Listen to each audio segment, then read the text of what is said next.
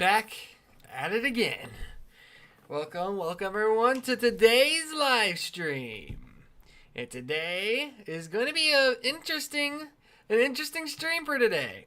Because today, I'll be reading the Into the Pit FNAF book because the newest FNAF game that somehow flew under my radar is being released for the 10-year anniversary of Five Nights at Freddy's. I'm actually going to pull up the Steam page of it now. I don't know if you can wish list it yet. I want to hold on. I can't add it to my wish list. So, hold up. So, yeah, Five Nights at Freddy's Into the Pit. Survive 5 nights of terror in the chilling adventure game. Travel between time periods to solve puzzles, gather clues, and outrun the threat relentlessly pursuing you. Move swiftly and stay hidden, and you may just survive. But be careful, it's not just your own life that's on the line this time. Now, what's that? I'm not sure, but we got a new developer / publisher, that being Megacat Studios, of course, working with the man himself, Scott, I'm sure, right? Like, hold on. Where is it? Hold on. Or I think we see his logo in the other one. But I'm excited. I'm surprised this flew under my radar. Like, obviously, I'm a huge FNAF fan. I mean, I've been playing Five Nights at Freddy's since the beginning. I'm an OG. I played FNAF, been a fan of FNAF since 2014 when Five Nights at Freddy's 1 first came out. I watched Markiplier play through all the games before I was able to play through the games, and, like, I'm a huge fan, so it's crazy how this game completely flew under my radar. But I'm excited and glad that it's been pushed around enough to the point that it has my attention now. I'm excited for it. It's going to be made, it's specifically made for the 10-year anniversary of Five Nights at Freddy's. I've heard it's also completely 8-bit. And I'm, of course, going to react to the trailer first. And then I'm going to read some of the book or try to get through the first chapter. Because I got halfway through this book. And it's like, it's of course, like, it's not a novel, it's just it's a Five Nights at Freddy's book. So it's like, it has like 3 tales in the book itself. I was on like halfway through tale 2. Tale 1 is Into the Pit. The other tale is Pursuing a Beauty or something like that. So, and I haven't read the book for a while. So just to clear up my head, I'm going to reread chapter 1, Into the Pit, which is what this new game is going to be based off of, which I'm excited for because, again, I actually have the book, and I've had the book for quite a while. So I'm actually excited to get into this. So I'm going to react to the trailer, read the book, try to get through chapter 1 in this one stream, which may be difficult because there's 65 pages. And then I'm going to react to the trailer again, just to make sure, Wait, hold on. But just to be sure that I want to know how accurate the game is to the book, because it's going to be based off of the book.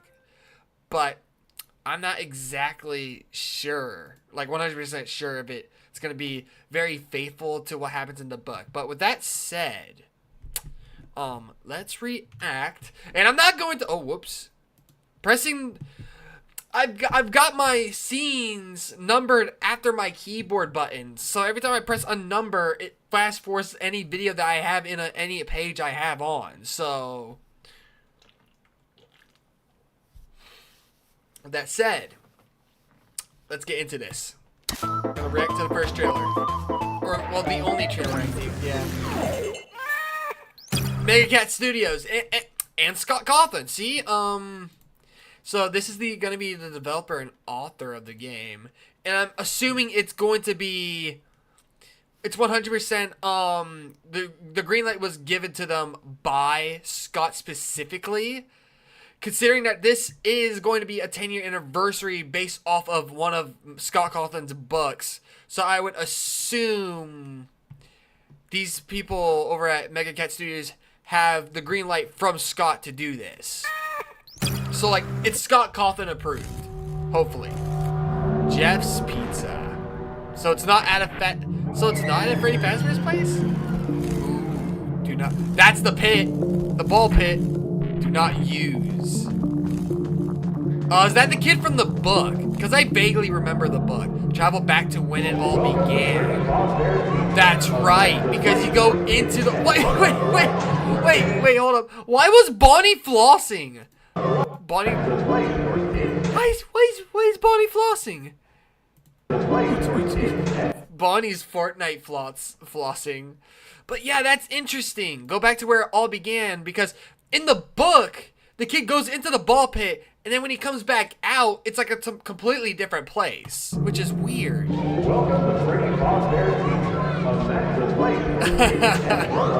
this looks really good, too, for 8-bit. No place is safe. Everyone's running, and we're stuck here. Oh! Oh, that's creepy. Oh, but that is so cool. Yo.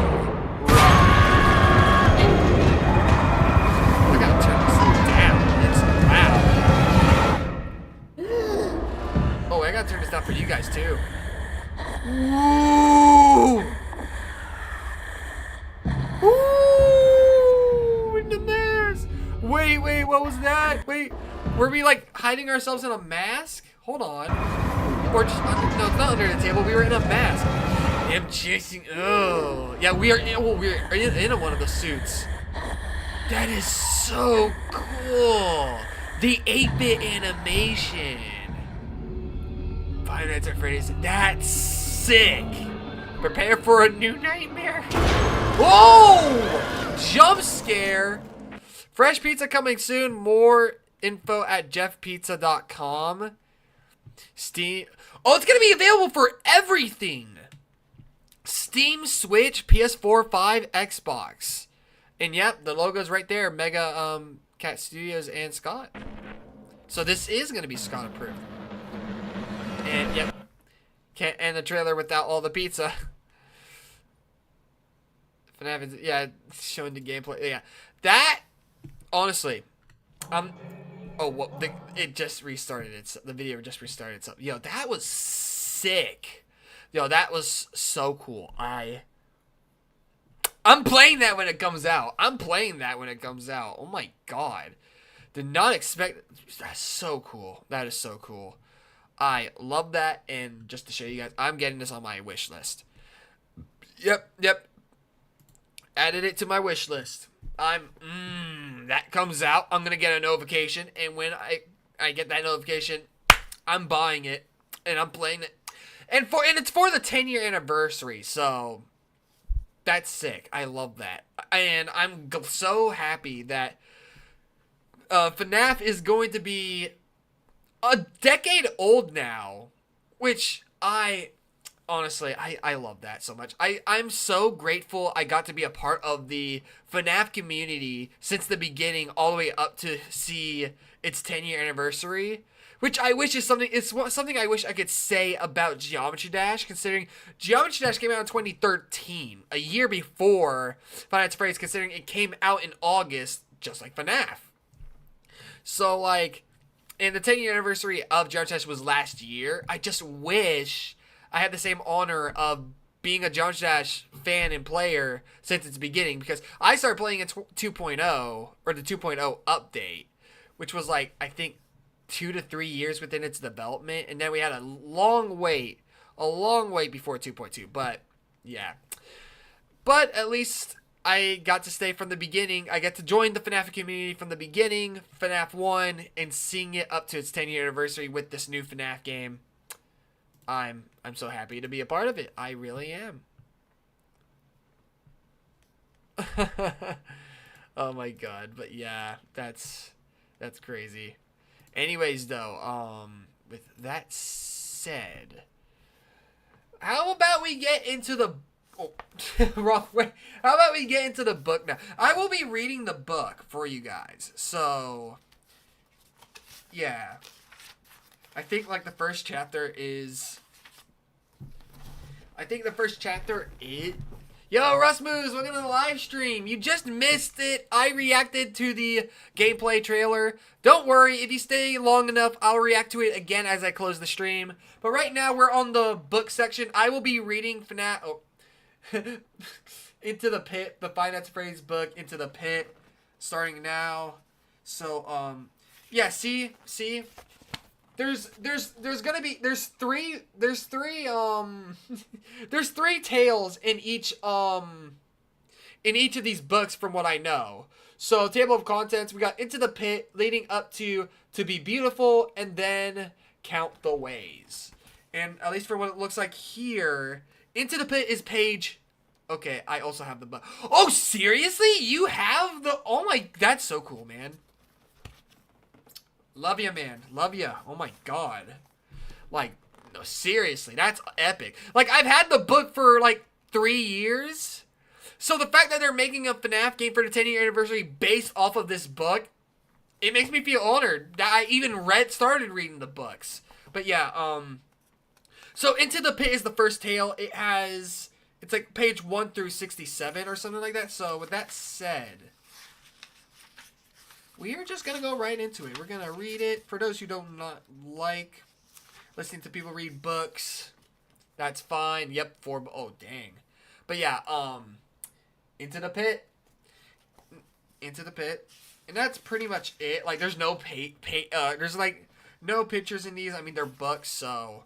But I will start. I'm going to start reading now. The dead possum's still there. Oswald was looking out the passenger window at the gray furry corpse on the side of the road. Somehow it looked even deader than it had yesterday. Last night's rain hadn't helped. Nothing looks deader than a dead possum, Oswald's dad said. Except this town, Oswald mumbled. Looked at the boarded up storefronts in the display windows, which were displaying nothing but dust. What's that, Dad said. He was already wearing the stupid red vest they put him in when he worked the deli counter at the snack place. Oswald wished he'd wait to put it on until after he dropped him at school. This town, Oswald said, louder this time. This town looks deader than a dead possum. His dad laughed. Well, I don't guess I can argue with that. Also, by the way, before I continue, I've already read half of this book, but sadly I haven't touched it again in like a year. So, especially after now, this game too, I think I'm going to have to finish this book and then buy the next ones afterwards. Because if they're going to just do that for some of the future FNAF games, like base them off of some of the books, I've got to read the books. I need that knowledge, man. I need that knowledge. Knowledge. Books mean knowledge, people. Knowledge. 3 years ago, when Oswald was 7, there had actually been stuff to do here. A movie theater, a game and card store, and an ice cream shop with amazing waffle cones. But then the mill had closed. The mill had basically been the reason the town existed. Oswald's dad had lost his job, and so had hundreds of their kids, moms, and dads. Lots of families had moved away, including Oswald's best friend Ben and his family. Oswald's family had stayed because his mom's job at the hospital was steady and they didn't want to move far away from Grandma. So Dad ended up with a part-time job at the snack place, which paid $5 an hour, less than he'd made at the mill, and Oswald watched the town die. Well, hot dang, man. That is dark. I mean, it's a Five Nights at Freddy's book. Like, it's going to be dark. It's a freaking Five Nights at Freddy's book. What do you expect? But, dang, $5 an hour? Isn't like in the first movie, or the first game, you get paid like $4 an hour? Because $120 a week, and then you work 6 hours?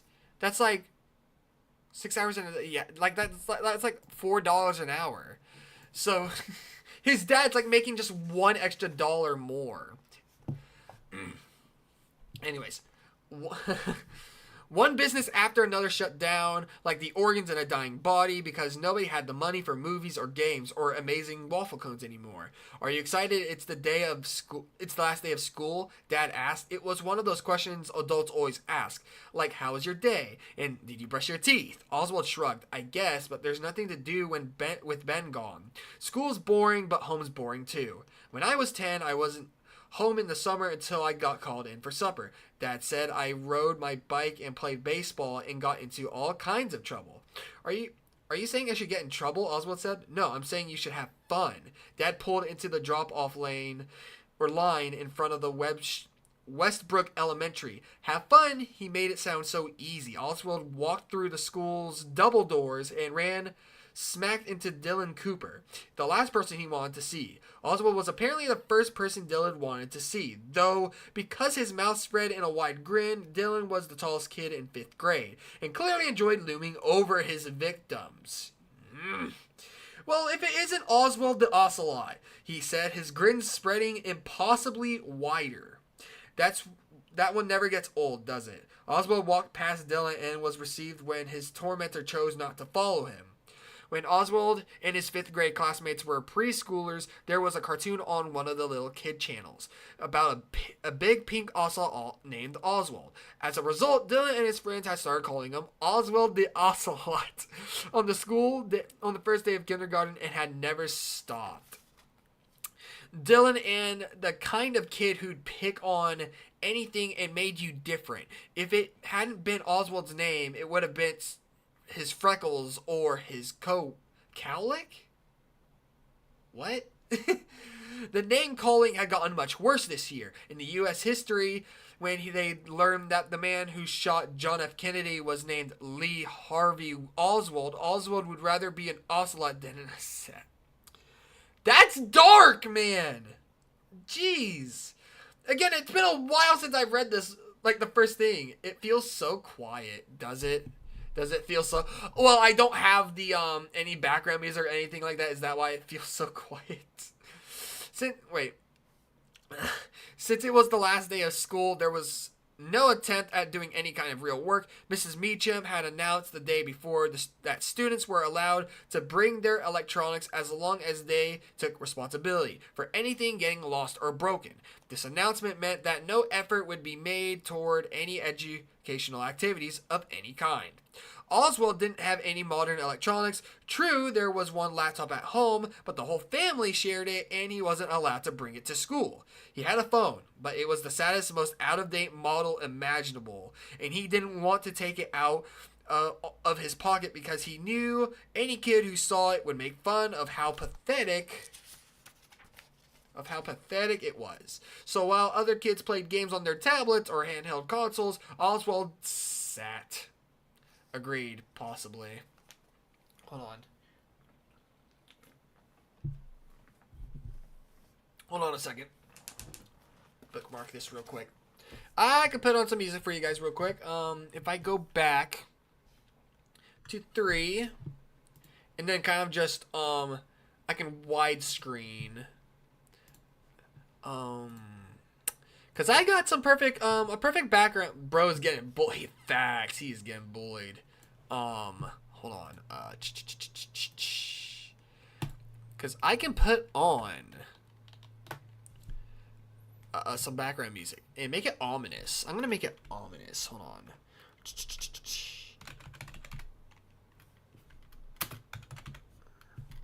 Yes. There we go. Hold on. How's that? Is that too low? Or I need to know if it's perfect, because I need it to be low enough so you guys can perfectly hear me. But then, of course, I want the background. Or actually, no, I can choose something better than this. I don't want it to be so eerie. I may... You should play some FNAF songs. But copyright. I've had a stream being taken down because of copyright the last time I streamed with copyrighted music. So I don't think I'm going to do that. Sorry. Hold on.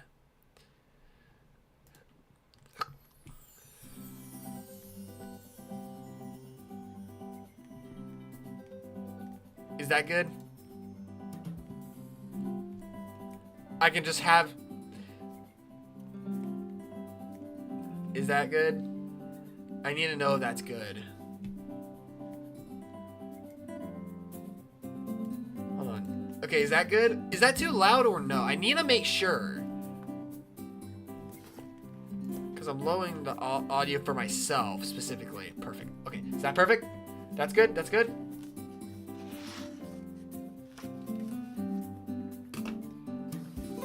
Because I need to know if it's perfect. Or if it is perfect, actually, hold on. Perfect. So hold on. SB.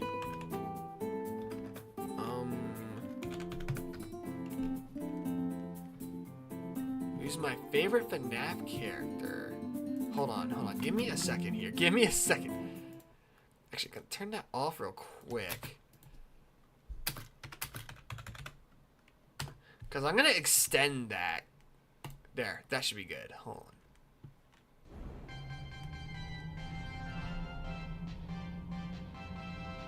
That is not what I meant.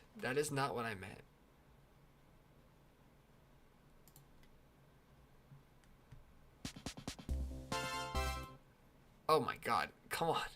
Give me something that's good, man. Give me the good one. Hold on. Okay. Fine, I'll go back to what I did before, and I'll probably just keep rewinding it. So I'm gonna keep my mouse there. There we go. Roxanne Wolf. Oh, nice. My favorite FNAF character? Easily Glamrock Freddy. Think of it as a biased choice, but no. I love Glamrock Freddy. Some of my favorite characters are like Glamrock Freddy. Definitely Montgomery Gator. Actually, never mind. I'm changing it. I love Montgomery Gator. He gets way too much hate. I love his design. Green is my most favorite color. Montgomery Gator is my #1 favorite character. I love Montgomery. And then some other favorites like Glamrock Freddy, Nightmare, Funtime Freddy, and just, yeah. Anyways. I'm hoping that's not too loud. I want you guys to be able to hear me perfectly. So... Or I actually may pause that and just listen to myself real quick. Let's react. And I'm not going to... Oh. Hold on. Glamrock Freddy. Definitely Montgomery Gator. Actually, never mind. I'm changing it. I love Montgomery Gator. He gets way too much hate. I love his design. Green is my most favorite color. Montgomery Gator is my #1 favorite character. I love Montgomery. Okay, yeah, actually, that's perfect, actually. Yeah, that is perfect. All right. Well, let's go back to this. Oh, God, it's louder. Let me turn that down a bit. All right. Yeah, it is perfect. All right. Molly has Lego tail. Anyways, though, oh, actually, how do I make it so this just continues to play?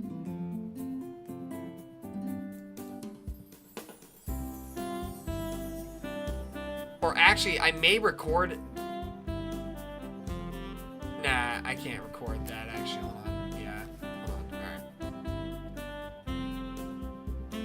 Alright. Or actually, okay. So with that said, I am actually going to start continuing again. Okay. After just sitting become intolerable, he took out a notebook and pencil and started to draw. He wasn't the best artist in the world, but he could draw well enough that his images were identifiable. And there was a certain cartoony quality about his drawings that he liked. The best thing about drawing, though, was that he could get lost in it. It was like he fell into the paper and became a part of the scene he was creating. It was a welcome escape. He didn't know why. But lately he had been drawing mechanical animals, bears, bunnies, birds. Oh, and birds. He imagined them being human sized and moving with a jerkiness of robots in an old science fiction movie. Does that... By the way, Nika, I've been roasting your hater. Nice. Nice. Roast them haters. What's the name of that song, by the way? Dab on them haters, dab on them haters, dab on them. Yeah. But yeah, no. You are a G. W's in the chat for a rust. Thank you for rusting. Not rusting, roasting. The roasting rust moose. Nice. That's actually cool. Yeah, actually, yeah.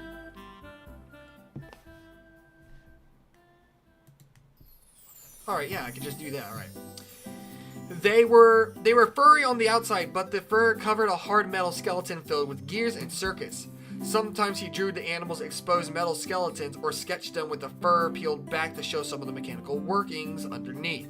It was a creepy effect, like seeing a person's skull peeking out from beneath the skin. Oswald was so immersed in his drawing that he was startled when Miss Meacham turned off the lights to show a movie. Movies always seemed like a teacher's final act of desperation on the day before break. A way to keep the kids quiet and relatively still for an hour and a half before setting them loose for the summer.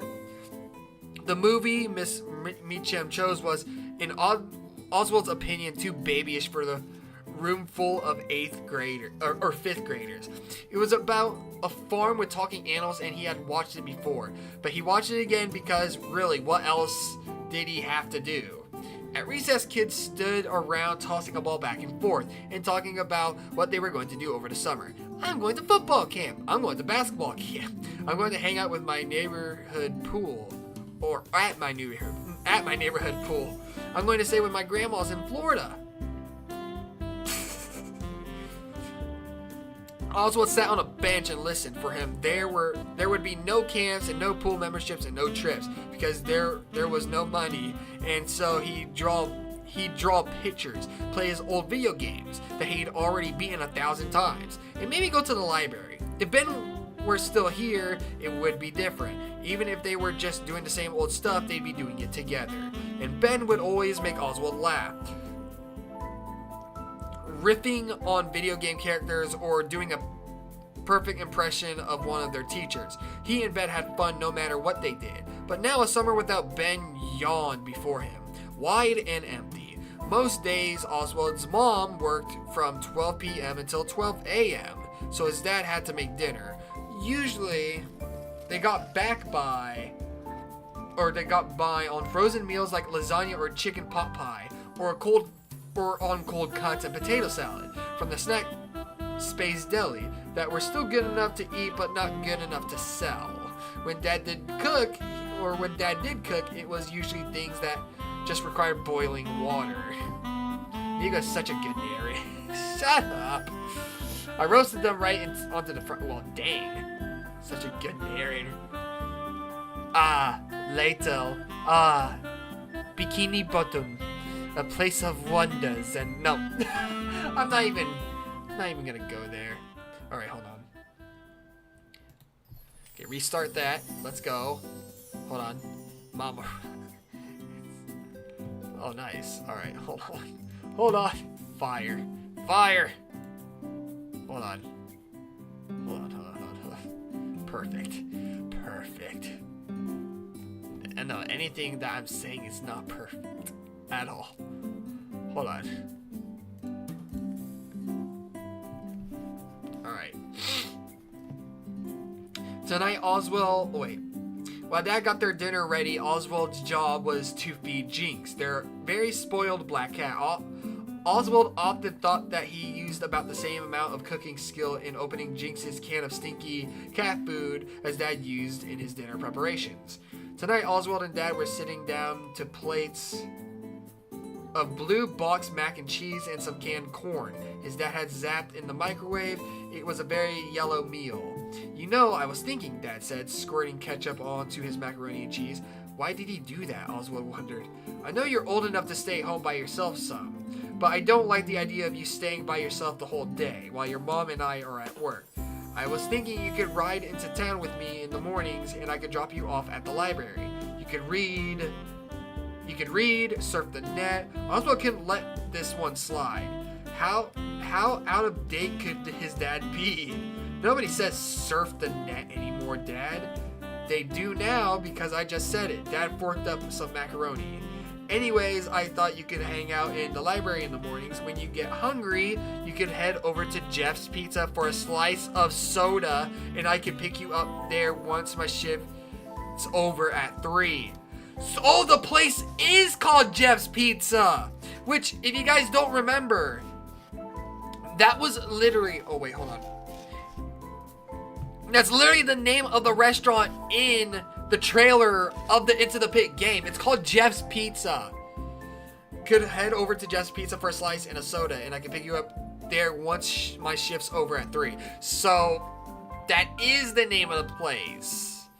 So why did they have the FNAF anime? Oh yeah, that's right. Now I'm just starting to theorize when I should be reading. even though the effort is perfect. Oh my god. Anyways, Oswald considered for a moment. Jeff's Pizza was kind of weird. It wasn't dirty exactly, but it was run down. The vinyl on the booth seats had been repaired with duct tape, and the plastic letters had fallen off the menu board above the counter. So the listed toppings included pepperoni and hamburger. Oh, pepperon and hamburger. That's hilarious. It was clear that Jeff's Pizza used to be something bigger and better than it now was. There were tons of unused floor space and lots of unused electrical outlets along the base of the walls. Also on the far wall was a small stage. Even though there were no performers there, not even so much as karaoke night, it was a strange place. Sad and not what it had once been like the rest of the town. You guys are starting to see are you guys starting to see the resemblance here within the book and the trailer? The ball pit sent you back in time. That's something I said I did remember.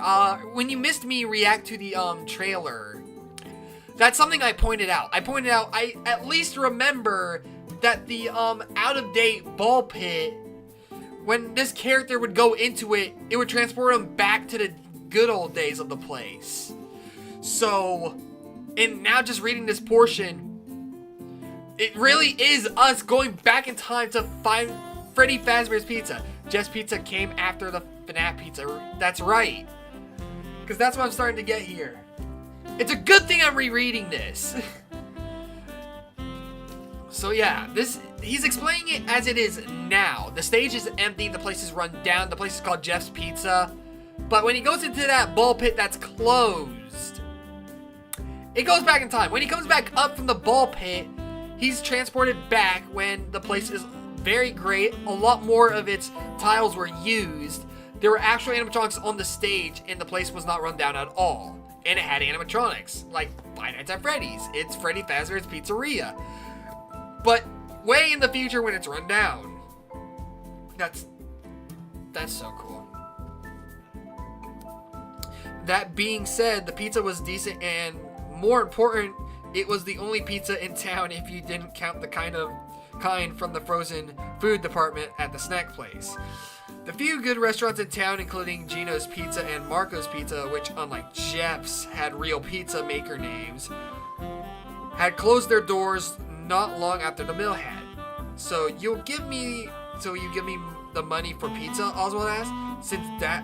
Since Dad's job loss, Oswald's allowance had dwindled to practically nothing. Dad smiled, a kind of sad smile. It seemed to Oswald, son, we're bad off, but we're not so bad off I can't spot you $3.50 for a slice and a soda. W Dad. Like W Dad. Like honestly, if my life is as bad as Oswald's, that's a bone. That's a bone to me. Like that's the world giving me a bone. Like if I get to stay at a pizza place and at least get a slice of pizza and soda after what kind of trash my life is as this kid, that's a bone. That's the universe giving me a bone. I would like that. That's actually good. Like the Matt Pat would say, the lore. Okay, Oswald said. It was hard to say no to a warm, gooey cheese slice. Since it wasn't a school night and wouldn't be again for quite some time, Oswald stayed up after Dad went to bed and watched an old Japanese monster movie with Jinx curled up purring on his lap. Oswald had seen a lot of B-grade Japanese horror films, but this one, Zedrelix versus Mechazendralix, that's Godzilla versus Mechagodzilla. You can't make this stuff up. Bruh. This book is iconic. This book's iconic. I don't care what anyone says. I love it. The Jokes Land. This is good. Was new to him. As always, Zendrilics just looked like a giant dragon thing, and Mechazedrilics reminded him of mechanical animals he drew when he stripped them of their fur. He laughed at the movie's special effects. The main Zedrilics destroyed was clearly a toy. It has the actor's lip movements didn't match dubbed in English. Somehow, though, he always found himself rooting for his Zedrilics, even though he was just a guy in a rubber suit. Somehow, he managed to have a lot of personality. That is 100% Godzilla versus Mechaguts. You can't make this up. You can't make this up. In bed, he tried to count his blessings. He didn't have Ben, but he had monster movies in the library and lunchtime pizza slices. It was better than nothing, but it still wasn't going to be enough to keep him going all summer. Please, he wished, his eyes closed tight. Please let something interesting happen. Maybe the final wish of your life, I'm not gonna lie. Because if I do remember, again, he goes into the pit and then comes out and it's full of life, but then some kind of yellow rabbit thing becomes a menace. Oswald woke to the smell of coffee and bacon. The coffee he could do without, but the bacon smelled amazing. Breakfast meant time with his mom, often the only time he got with her until the weekend. After one necessary stop, he hurried down the hall to the kitchen. Well, look at that. My rising 6th grader has risen. Mom was standing over the stove in her fuzzy pink bathrobe, her blonde hair pulled back in a... Whoops. I forgot to reset that. That's what I was thinking. Her blonde hair pulled back in a ponytail, flipping. Oh, yum. Were those pancakes? Hi, Mom. She opened her arms. I demand a morning hug. Oswald sighed like it annoyed him, but he went over and hugged her. It was funny. With Dad, he always said he was too old for hugs, but he never turned down his mom's open arms. Maybe it was because he didn't get to spend much time with her during the week. While he and Dad spent so much time together, they sometimes got on each other's nerves. He knew Mom missed him and felt bad for having to work such long hours, but he also knew that since Dad's job at the snack space was just part-time, Mom's long hours were most of the reason the bills were getting paid. Mom also always said that adult life was a fight between time and money. I'm not gonna lie, being an adult now, that's 100% understandable. That is clearly what life as an adult is like. Like, it's literally a fight between time and money. It is. It really is. I'm constantly having to pay attention to my own money, trying to make myself last for the next 2 weeks before I get my next paycheck. So, I feel that. The more money you earn to spend on bills... The more money you earn to spend on bills, the necessities, the less time you got to spend with your family. It was a difficult balance. Oswald sat down at the table and thanked his mom when she poured his orange juice. Let me continue this. First day of summer break, huh? Mom went back to the stove to scoop up a pancake from her spatula. He probably should have tried to sound more enthusiastic, but he couldn't muster the energy. She slid the pancake onto his plate and then served him 2 strips of bacon. Not the same without Ben, huh? He shook his head. He was going to cry. Mom ruffled his hair. I know it's a bummer, but hey, maybe a new friend will move into town. And I think I do remember he actually got a friend back in the past at Freddy Fazbear's Pizza. Don't quote me, but I think I remember. He goes into the pit, comes out, the place is full of life as if it was in its payday, which it is, like as if he time traveled back in time. And then he makes a friend and plays with him in the place before going back into the ball pit. That's at least from what I remember. So maybe a new friend will move to town? Or maybe he'll make a new friend in the past. Oswald looked at her hopeful face. Why would anybody move here? Okay, I see your point, Mom said, piling on another pancake. That's savage. That's savage. Okay, I see your point. All he said was, why would anybody move here? But you never know, or maybe somebody cool already lives here, somebody you don't even know yet. Maybe, but I doubt it, Oswald said. These pancakes are great, though. Mom smiled and ruffled his hair again. Well, I've got that going for me anyway. Do you want more bacon? If you do, you'd better grab it before your dad gets in here and vacuums it all up. Sure, it was Oswald's personal policy never to refuse more bacon. The library was also actually kind of fun. He found the latest book in the science fiction series he liked and a manga that looked interesting. As always, he had to wait forever to use the computers because they were all taken by people who looked like they had no place else to be.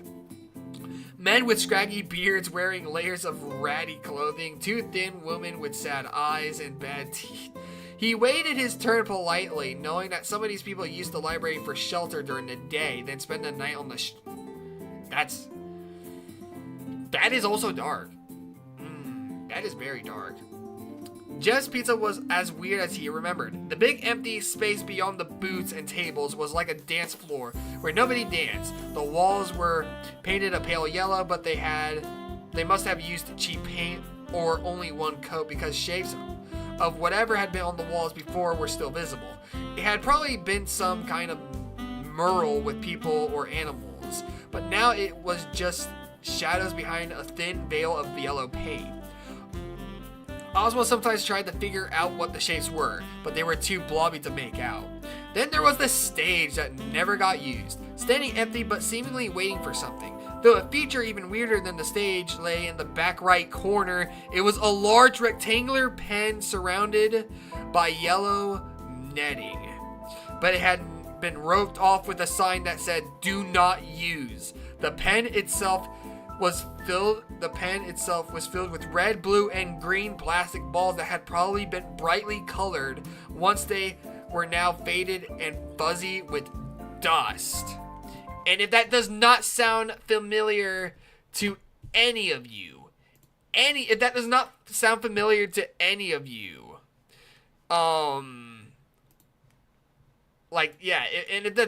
hold on.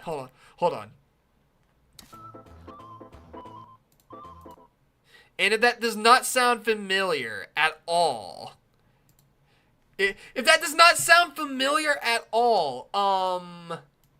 what do we see here? What do we see right here? And then there was something, though a feature even weirder than the stage lay in the back right corner. It was a large rectangular pen surrounded by yellow netting. But it had been roped off with a sign that said, "Do not use." Do not use, huh? The pen itself was filled with red, blue, and green plastic balls that had probably been bright colored once, but were now faded and fuzzy with dust. We now have our pit, people. If I remember, Jeff gives him more pizza. Why am I the only one talking? I don't know. Because you're the only G, I guess. You're the only W supporter, I guess. People don't want to listen to me ramble about a book, I guess. I guess people just don't like people reading books, at least on this channel. But still. Alright, gonna put this back on. Nice and common. Alright. Next page.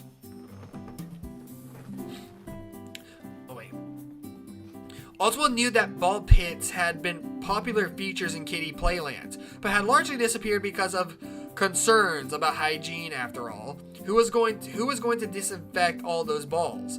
Oswald had no doubt that if ball pits had still been popular when he was little, his mom would have let him play in one. As a licensed practical nurse, she was always happy to joint about places she had found to be too germy to play in. And when Oswald would complain that she never let him have any fun, she'd say, "You know what's not fun? Pink eye." That's something I never understood. How the heck does ball pits give you pink eye? It makes no sense. It doesn't. Except for the empty stage and the ball pit, the strangest feature in Jeff's Pizza was Jeff himself. He seemed to be the only person who worked there, so he both took orders at the counter and made the pizzas. But the place was never crowded enough that this was a problem.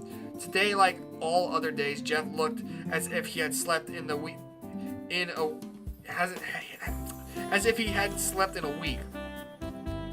So he's the only one working there, which makes sense. It's his pizza place.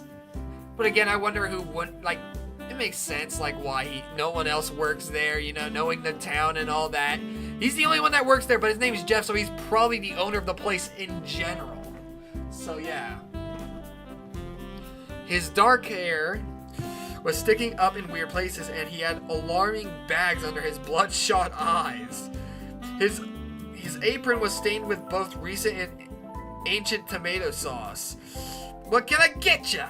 he asked. Oswald sounding bored. "A cheese slice and an orange soda, please," Oswald said. Jeff stared off into the distance as though he had to think about whether the request was a reasonable one or not. Finally, he said, "Okay, $3.50. I don't know. I just see his voice as being that. The one thing you could say about Jeff's pizza slices, they were huge. Jeff served them a flimsy white paper plates that were soon stained with grease, and the corners of the triangles always overlapped the plate's rims. Oswald settled into a boot with his slice and soda. The first bite, the tip of the triangle, was always the best. Somehow the proportions of all the flavors in that bite were perfect. He savored the warm melting cheese, the tangy sauce, and the pleasantly greasy crust. As he ate, he looked around at the few other customers. A pair of mechanics from the oil change place had folded up their pepperoni slices and were eating them like sandwiches. A table full of office workers clumsily attacked their slices with plastic forks and knives so they wouldn't drip. I forgot again to reset that. Oh wait, hold on. Crap. A table full of office workers clumsily attacked their slices with plastic forks and knives so they wouldn't drip sauce on their ties and blouses, Oswald guessed. After Oswald finished his slice, he wished for one more, but knew he didn't have the money for it. So he wiped off his greasy fingers and took out his library book. He sipped his soda and read Falling into the World, where kids with secret powers went to a special school to learn how to fight evil. Pepperoni. No, I prefer cheese. Kid, a man's voice startled Oswald out of the story. He had looked up to see Jeff in his sauce-stained apron. Oswald figured he had outstayed his welcome. He had sat in the booth reading for 2 hours after having bought a meal that cost less than $4. "Yes, sir," Oswald said, because politeness never hurt. "I got a couple more cheese slices that didn't sell at lunch. You want them?" "Oh," Oswald said. "No thanks, I don't have any more money." He wished he did, though. "On the house," Jeff said. I just had to throw them out. Oh, wait. I just had to throw them out anyway." "Oh, okay, sure, thanks." Jeff picked up Oswald's empty cup. "I'll go get you some orange soda while I'm at it." "Thanks." It was funny. Jeff's expression never changed. He looked tired and miserable, even though he was being extra nice. Jeff's a W. Jeff's a W. That's just more bones. Like, that is more bones going his way. Jeff gives him more. Yeah, exactly. Jeff gives him more pizza. Bro, Jeff's a W. Jeff's a W, man. Jeff bought 2 slices stacked on a paper plate and a fresh cup of orange soda. "Here you go, kid," he said, setting down the cup and the plate. "Thank you." Oswald wondered for a minute if Jeff felt sorry for him. If Jeff might think he was terribly poor, like the homeless people who hung out all day in the library instead of just the regular, barely making ends meet poor that he was. But then Oswald figured if there was free pizza sitting in front of you, maybe it wasn't time to worry about the reasons for it. Maybe it was time to eat. Oswald had no problem polishing off the 2 huge slices. For the past month, his appetite had been unstoppable. When Mom cooked him piles of pancakes in the morning, she said he must be having a growth spurt, causing him to eat like he had a hollow leg. His phone vibrated in his pocket. Yeah, I remember to switch the song or continue the song again. His phone vibrated in his pocket. The second he sucked down the last of his soda, he looked at his dad's text. We'll be out front at Jeff's in 2 minutes. Perfect timing. It had been a good day. Honestly, knowing your life, getting extra slices of pizza and them being free and an extra refill, like, that's a W. That's a great day. Like, especially for a day like that, if you have to spend it in the library and all that, like, and knowing this kid's life, of course, like, that's a great day. That's a great day. A huge up. The days at the library and Jeff's Pizza started to add up. The first couple of weeks had been great. See, great. But now the library didn't have the textbook in the next book in the series he was reading, and he had grown bored with his online fantasy game, which, while advertised as free, now wouldn't let him advance any further without paying money. He had gotten tired of not having anybody his age to hang out with. He had gotten tired of pizza. No, he hadn't gotten tired of pizza yet. But he was starting to imagine that he might in the future. Tonight was family fun night, a one-night-a-week event that varied depending on Mom's work schedule. Back when the mill was still open, family fun night meant dinner in a restaurant, pizza or Chinese or Mexican.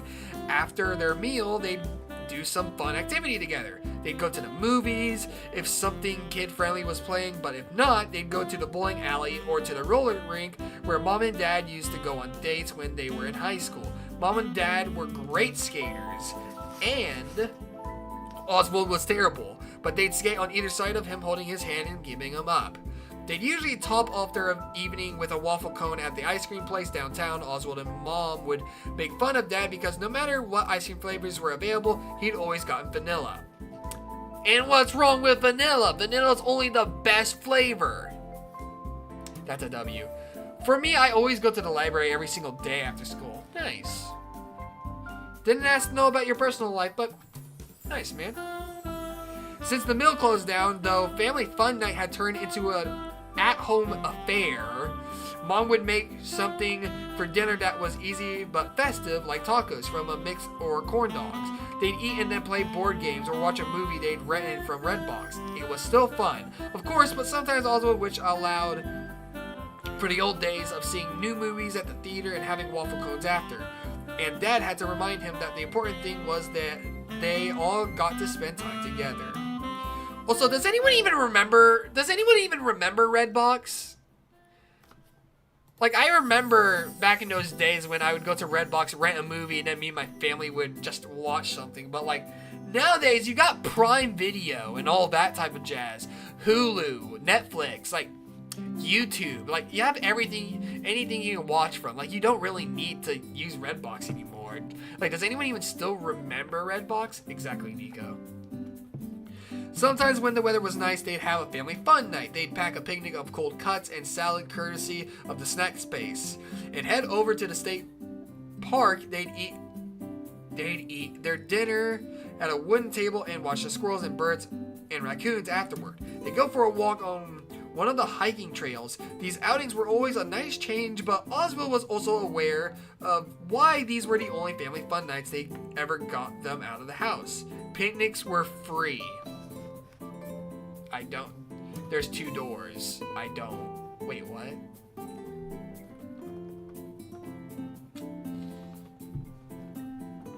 Hold up. Hold up just a second. Okay, hold on.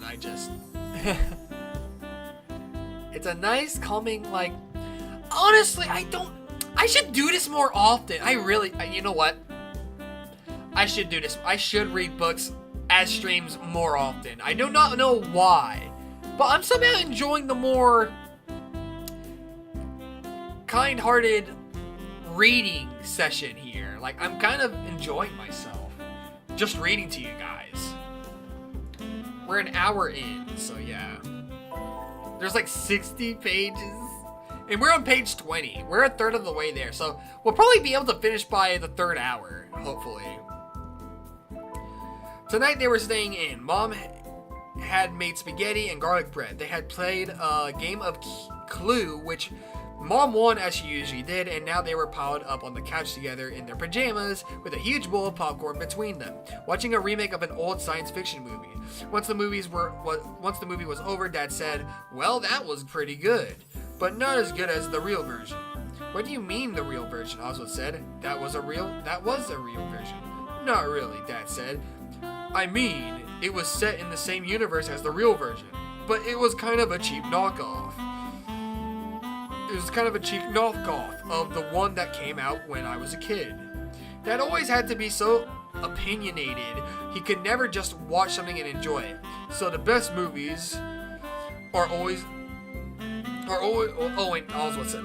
So the best movies are always the ones that you watch when you were a kid? Oswald asked. Not always, but in this case, yes. Dad was settled in. Oswald could tell for one of his favorite things, a good argument. I forgot to reset it again! The music!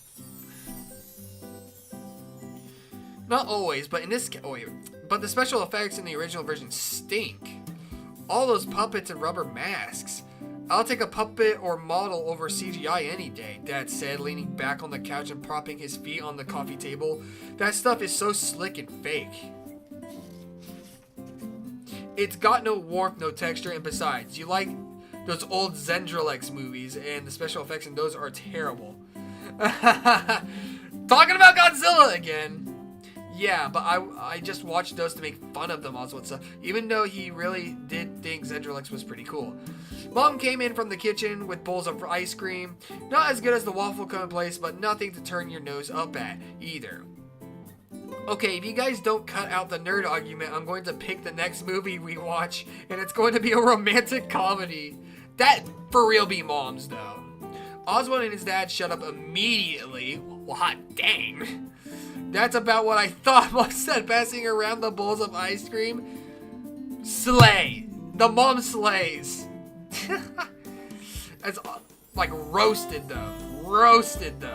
As Oswald was lying in the back, or in bed, sketching his mechanical animals, his phone vibrated on his nightstand. There was only one person, other than his parents, who ever texted him. Hey, Ben had typed on the screen. Hey, back, Oswald typed. How's your summer? Awesome at Myrtle Beach for vacation. It's so cool. Arcades and mini golf everywhere. Jealous, Oswald typed, and he meant it. A beach with arcades and mini golf really did sound awesome. Oh! That does sound fire. I told Super that you were alive. Good for you, man. Thank you. In this game. I already told him I'm live too anyways, though.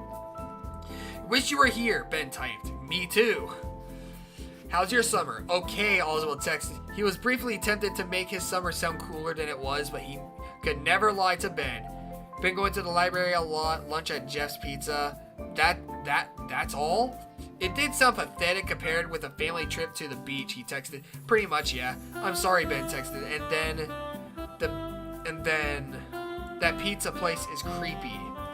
Oh, Ben texted, and then that pizza place. They chatted a little while longer, and although Oswald was happy to hear from Ben, he was also sad that his friend was so far away and having such a good time without him. Monday morning, and Oswald was in a bad mood. Even his mom's pancakes didn't help in the car. Dad turned up the radio too loud. It was some stupid song about a tractor. Oswald reached for the knob and turned it down. Hey, dude. Driver picks the music. You know that. He turned the awful song back up even louder. It's bad music, Oswald said. I'm trying to save you from yourself. Gosh dang it. I want to show off my moderator status to Super. Oh my god. Okay. Letting him know is just for personal gain, huh? Wait, hold on. Well, I don't think those video game songs you listen to, Dad said. But I don't just barge into your room and turn them off. Yeah, Oswald said, but I don't force you to listen to them either. Dad turned the radio down. What's with this attitude? What's with the attitude, son? Whatever is bothering you, it's not just that I like country music. Oswald didn't feel like talking, but clearly he was being forced to, and once he opened his mouth, he was surprised to feel complaints erupting from him like lava from a volcano. I'm tired of every day being exactly the same. Ben texted me yesterday. He's at Myrtle Beach having an awesome time. He wanted to know what I was doing, and I told him I was going to the library and Jeff's Pizza every day. And you know what? He texted me back. I'm sorry.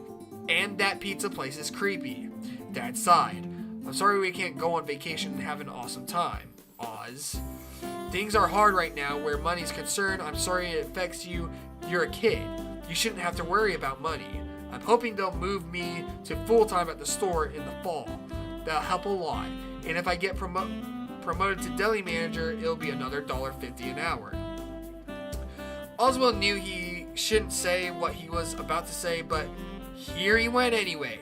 Ben's dad got a job that pays even better than his old job at the mill. Dad tightened his grip on the steering wheel. Yeah, well, and Ben's dad had to move 500 miles away to get that job. His voice sounded tight as his grip on the wheel, and Oswald could tell his jaw was clenched. Your mom and I talked a lot about it, but we decided not to move, especially with your grandma living here and needing help sometimes. This is our home, kiddo, and things aren't perfect, but we just had to make the best of them. Well, dang. Hey, Nico, what's your favorite drink? I mean, can you blame me? Can you blame me? Nah, oh, dang.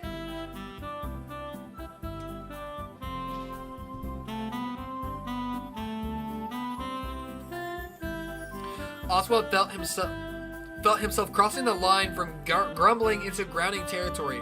But why did some people get the best of everything and others had to settle for free library visits and cheap pizza? And so every day you toss me out on the streets like garbage. If this is the best of things, I'd hate to see the worst. Now, son, don't you think that's a little dramatic? Oswald didn't stick around to hear the rest of... Okay, I should just have my thing on that. Now, son, don't you think that's a little dramatic? Oswald didn't stick around to hear the rest of his dad's criticism. He got out of the car and slammed the door. His dad sped away, probably glad to get rid of him. Just as he predicted, the library still didn't have the book he wanted. He flipped through a few magazines with the kind with exotic jungle animals, which he usually liked, but they weren't doing much for him today. When his turn came for the computer, he put in his earbuds and watched some YouTube videos, but he wasn't in a good enough mood to laugh. At lunchtime, he sat in Jeff's Pizza with his slice and soda every day, a cheese slice if his dad wasn't so stingy.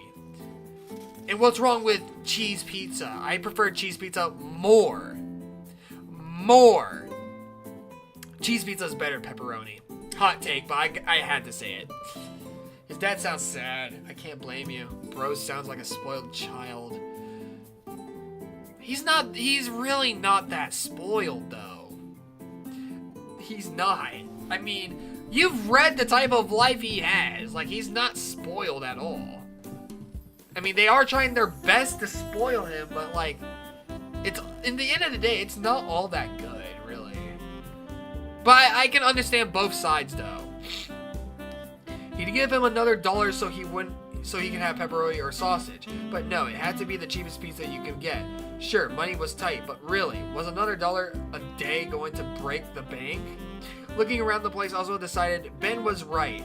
Jeff's Pizza was creepy. There were those shadowy painted over figures on the walls, the dusty, abandoned ball pit, and when he thought about it, Jeff was kind of creepy too. He looked 100 years old, but was probably just 30, with those heavy-lidded, bloodshot eyes, the stained apron, and the slow speech and movement. He was like a zombie pizza chef. Oswald thought about his argument with Dad that morning. Soon Dad would be texting him, expecting him to come outside to the car. Well, today was going to be different. Today, Dad would have to come and find him. Oh boy, I think this is sounding like we're gonna get to the part, you know, true. Even I could be a better dad than Oswald. Oh no, I think this is when the ball pit stuff comes, man. Oh dear. There was one. Oh no. There was one perfect place to hide.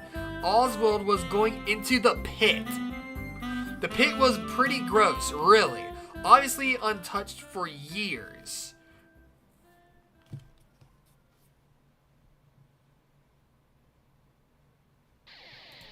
Okay, yeah, no, I can notice that. Hold on. Okay, yeah. The plastic spheres were covered in a gray fuzzy dust, but hiding there would be a great prank on his dad. His dad, who was always dropping him off and picking him up like somebody's dirty cleaning or dry cleaning, would actually have to get out of the car and make an effort for a change. Oswald wouldn't make it easy for him either. Oswald took off his shoes. Yes, the ball pit was disgusting, but at least getting into it would make today different from all the other days that he had come before it. He climbed into the pit and felt the balls parting to make room for his body. He moved his arms and legs. It was a little like swimming, if you could swim in a dry plastic spheres.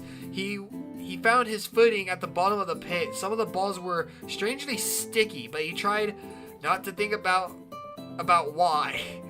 If he was going to trick his dad, he was going to have to go all the way under.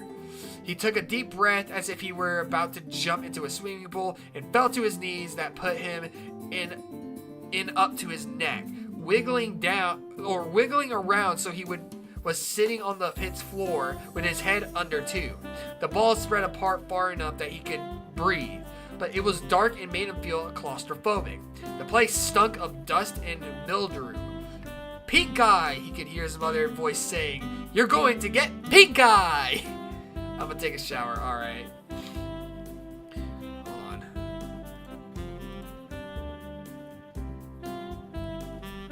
Alright, I get it.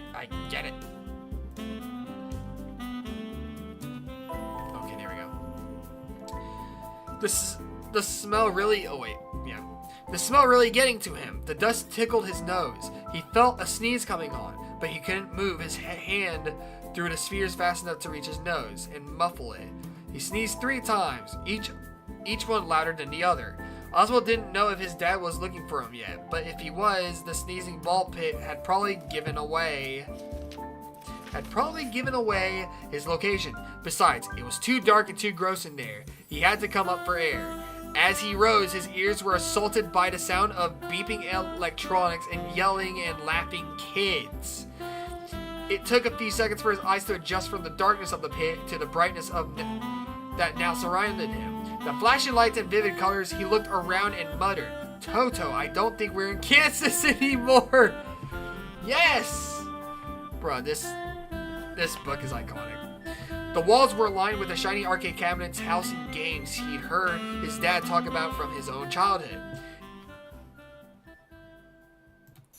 Miss Pac-Man, Donkey Kong, Frogger, Cubert, Galaga, a neon light claw machine displayed plush blue elf-like creatures and orange cartoon cats. He looked down at the pit and realized he was surrounded by little kids wallowing in the strangely clean and now brightly colored plastic orbs. He stood over the preschoolers like a giant. He stepped out of the pit to find his shoes, but they were gone. Standing on the colorful carpet in his socked feet, he looked around. There were lots of kids his age and younger, but there was something different about them. Everyone's hair was styled and fluffy, and the boys were polo shirts in colors lots of guys wouldn't be caught dead in, like pink or aqua. The girl's hair was also unbelievably big, with bangs that stood out from their foreheads like claws. They wore pastel-colored tops that matched their pastel-colored shoes. The colors and lights, the sounds, it was sensory overload. And what was that music? Also, hold on. Give me a second.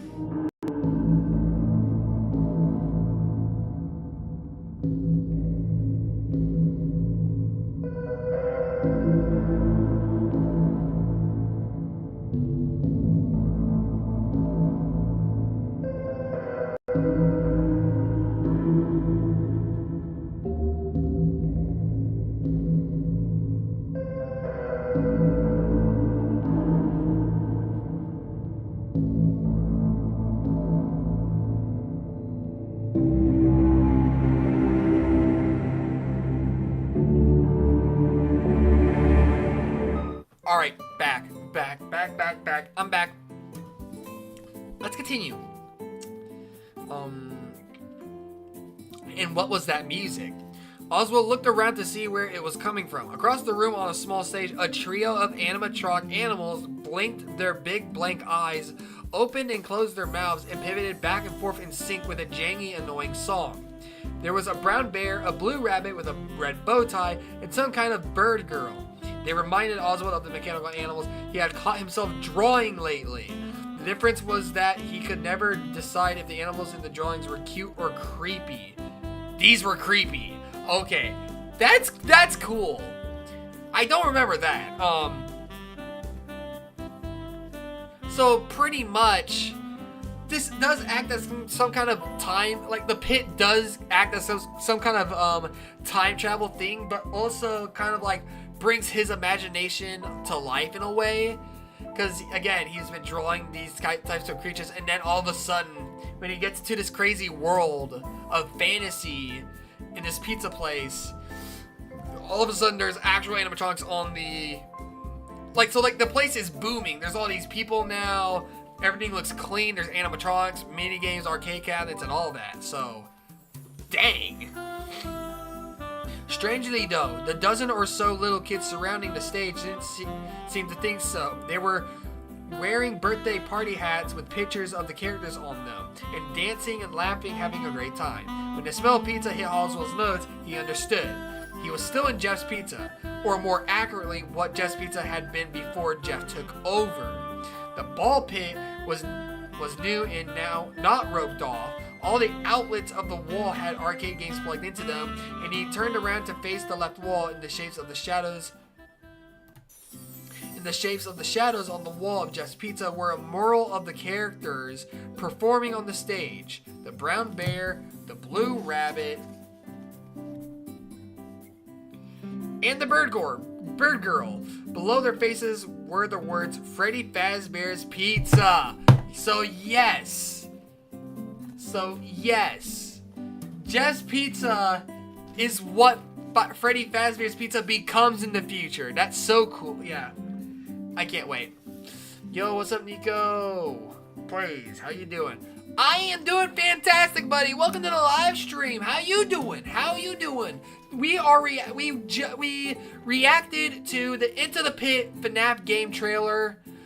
It's amazing. We're going to react to it again later in the stream after we're done with this book. Well, we're not reading the entire book. We're reading the main story, Into the Pit, of course. Because that game trailer we reacted to, Five Nights at Freddy's Into the Pit, is going to be based off of this book. So I decided to reread it for you guys after reacting to the trailer. And then after I'm done reading, I'm going to react to the trailer again.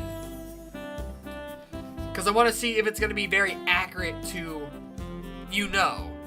So now that pretty much clears up everything, like from the trailer so far. Like, why it was called Jeff's Pizza, and then why Jeff's Pizza would house Freddy Fazbear animatronics.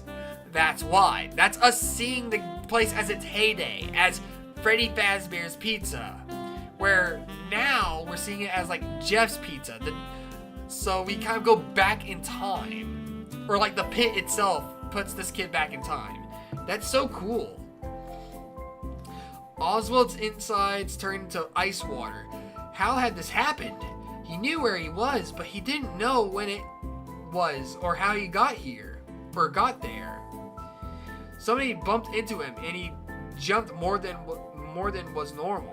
Since he felt the physical contact, this must not be a dream. He couldn't decide if this fact was good news or not.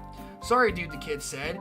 He was about Oswald's age and he was wearing a light yellow polo shirt with the collar turned up, tucked into what looks like a pair of dad jeans.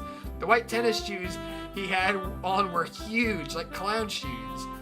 He looked as if he spent a long time fixing his hair. Are you okay? Yeah, sure, Oswald said. He wasn't sure he was okay, actually, but he didn't know how to begin to explain his situation.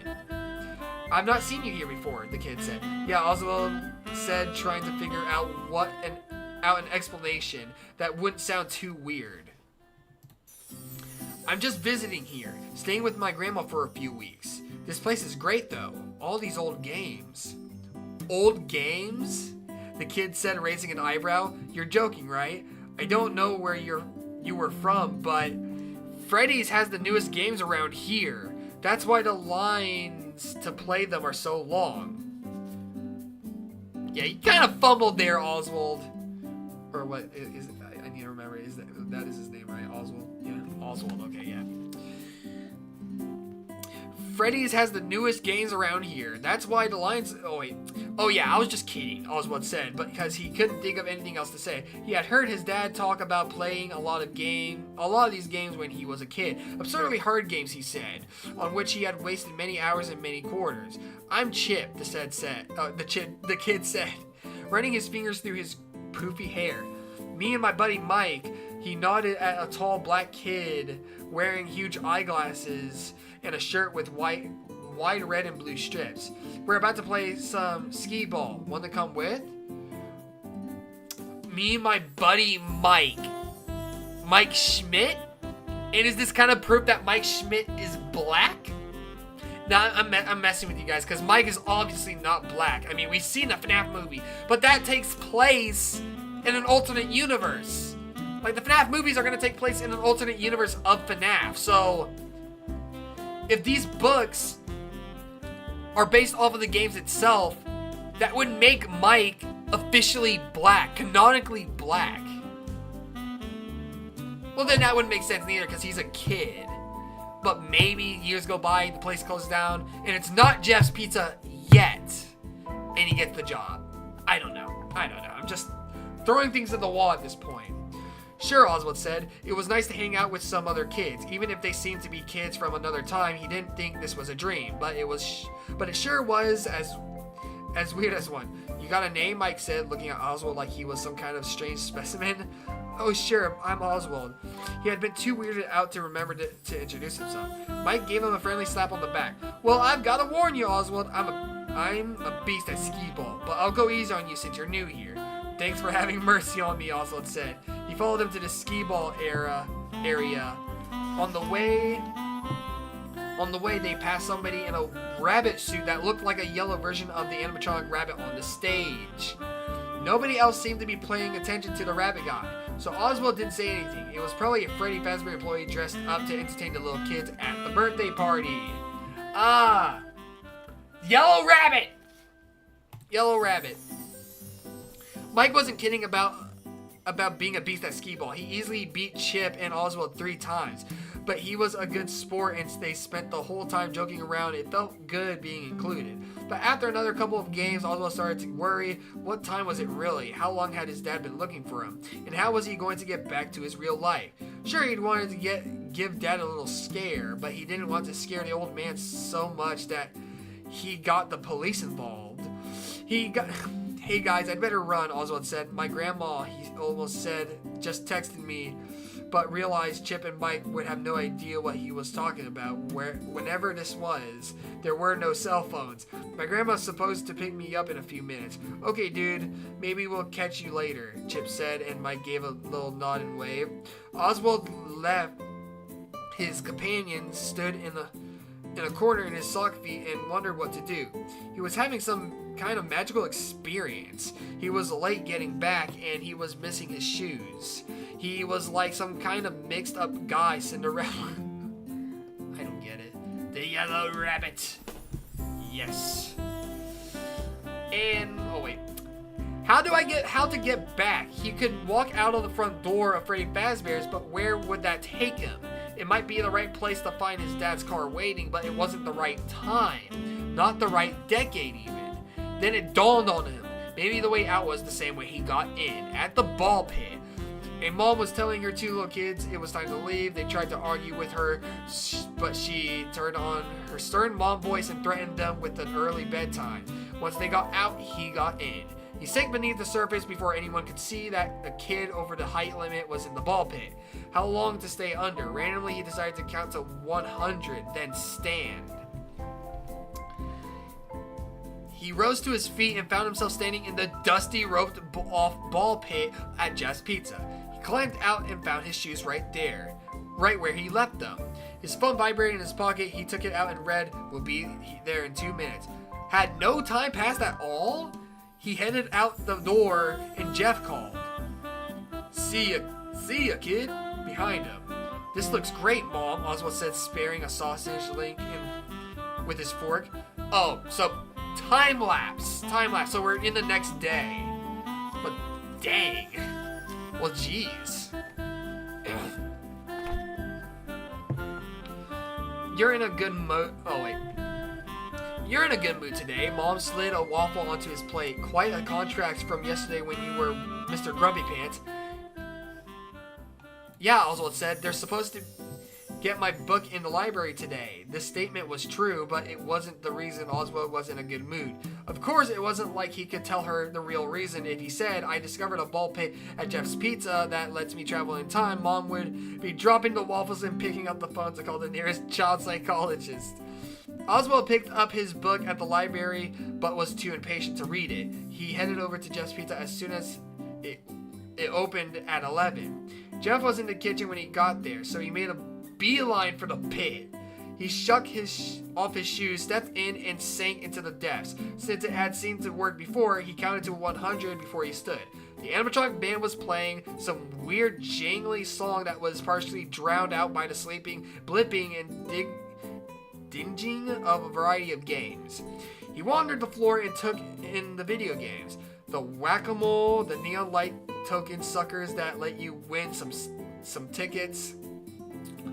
But probably not. If you pushed the button at the right time, older kids crowded around the video games. Preschoolers climbed on the crayon-colored play equipment. Pink eye, Oswald thought, though he had no room to talk, the way he was diving into the ball pit these days. Everything looked as it had before. He had even caught sight of a calendar hanging in the open office that helped him pinpoint the date. 1985! This is 2 years before the bite of 87. So we got a date now. So, is that where the game's gonna take place? 1985. I would believe so. Hey, it's Oswald. Chip was wearing a baby blue polo with his dad jeans and giant sneakers this time. Not a hair on his head was out of place. Hey, Oz, Mike said. He was wearing a Back to Future t-shirt. Anyone ever call you that, like the Wizard of Oz? Wait, what? They do now, Oz said, grinning. He had gone from having the loneliest summer ever to having 2 new friends and a nickname. True, all of these seem to be happening in the mid-1980s, but why get hung up on the details? Hey, Chip said, he just ordered pizza. You want to come have some? We ordered a large, so there's more than we can eat. Speak for yourself, Mike said. He was grinning. Okay, Chip said, how about I say it's more than we should eat? Want to join us? Oswald was curious about Freddy Fazbear's Pizza compared with Jeff's. Sure, thanks. On the way to their table, they passed someone in that same yellow suit who was standing in a corner still as a statue. Chip and Mike either didn't see him or ignored him, as Oswald tried to ignore him as well. Why hide in the corner like that, though, if he worked for the restaurant? Surely he wasn't supposed to act all creepy. Oh, contraire, mon frere. I think that's going to be the guy you're going to have to deal with on the cover of the page. Because at least from what I remember from reading this in the past, doesn't the bunny dude come with him to the future and pose as his dad? I know it's something like that happens. I know that. It's got to be something like, I remember that. Like, it's something like that, I think. So let's just, we can just continue. At the table, a young woman with a blonde hair and blue eyeshadowed served them a large pizza and a pitcher of soda. In the background, the animatronic band played on. The pizza was pepperoni and sausage with a crispy crust. A nice change from plain cheese slices. You know, Mike said between bites. When I was little, I loved Freddy Fazbear's band. I even had a stuffed Freddy I used to sleep with. Now I look up at that stage and those things give me the creeps. It's weird, huh? How stuff you like as a little kid gets creepier when you get older. Chip helped himself to another slice, like clowns. Yeah, or dolls. Mike said between bites. Sometimes I look at my sister's dolls all lined up on the shelf in her room and it's like they're staring at me. Or like that guy in the yellow rabbit costume, Oswald thought, but he didn't say anything. After they demolished the pizza, they played some skee ball. Mike mopping the floor with them again, but being really nice about it. Oswald didn't worry about time anymore, because apparently time here didn't pass the same way as in his own time zone. At the skee ball, they took turns playing the air hockey in pairs. Oswald was surprisingly decent at it and even managed to beat Mike once. When they started to run low on tokens, Oswald thanked them for sharing their wealth and said he hoped to see them again soon. After they said their goodbyes, Oswald waited until no one was looking and disappeared into the pit. Hanging out with Chip and Mike turned into a regular theme. Today, they weren't even playing games. They were just sitting at a booth, drinking sodas and talking, trying to ignore the animatronic animals, annoying music as much as they could. You know what movie I like? Chip said. His polo shirt was peach colored today. Oh, okay, so another time lapse. Oswald loved the guy, but really didn't he own one shirt that wasn't the color of an Easter egg? The Eternal Song. Alright, I'm gonna go now. See you, Nika Place. Have a great day. Bro, take care. Alright, thanks, man. You have a good one, too. Thanks for stopping by, and I hope to see you again very soon. So, later, Gator. Later, buddy. Hold on.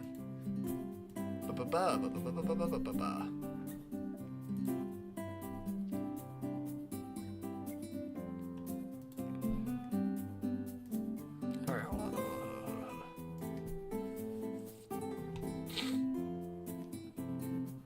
Alright. We still have the music playing, which is good. Alright. Seriously, Mike said, pushing his huge glasses up on his nose. That movie was so boring. I was like, The Eternal Song is the perfect title for this movie because I don't think it's ever going to end. They all laughed, and then Chip said, what did you think of it, Oz? I haven't seen that one, Oswald said. He said that a lot when hanging out with Chip and Mike.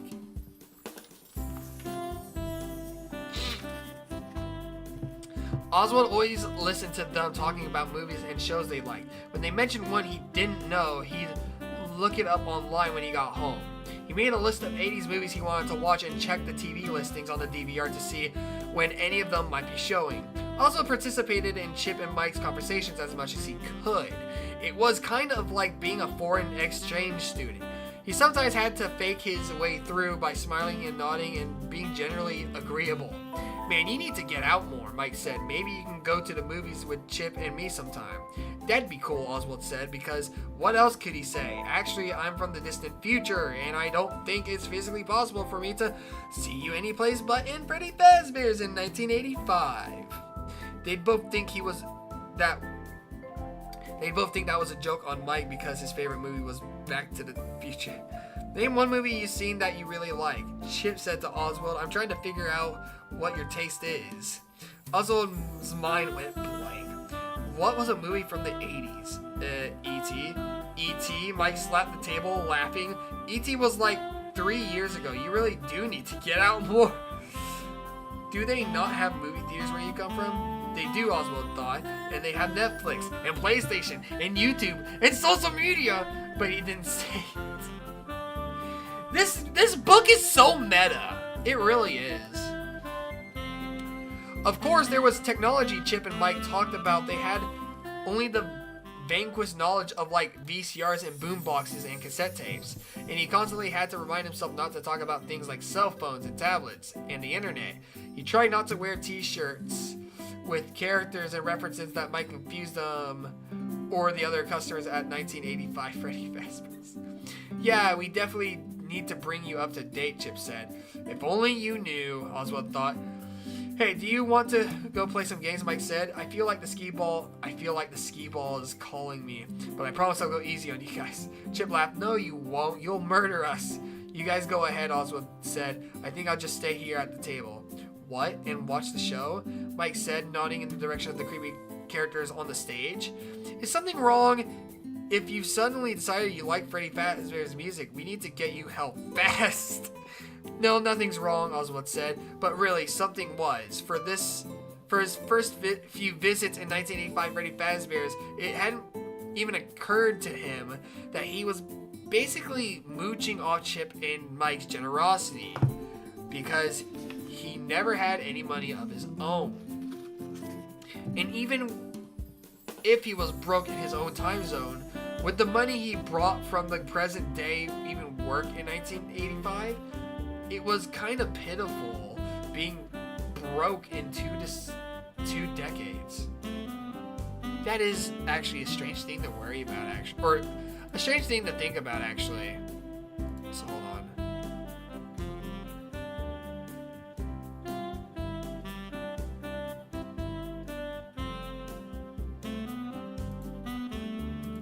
Anyways, though, hold on. Hold up. Wait a minute. Alright.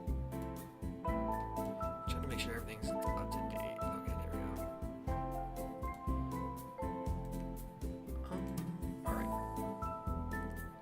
Alright. But yeah, I'm liking this book. Finally, he said, I just feel like I'm always taking your money because I never have any. Hey, dude, it's cool, Chip said.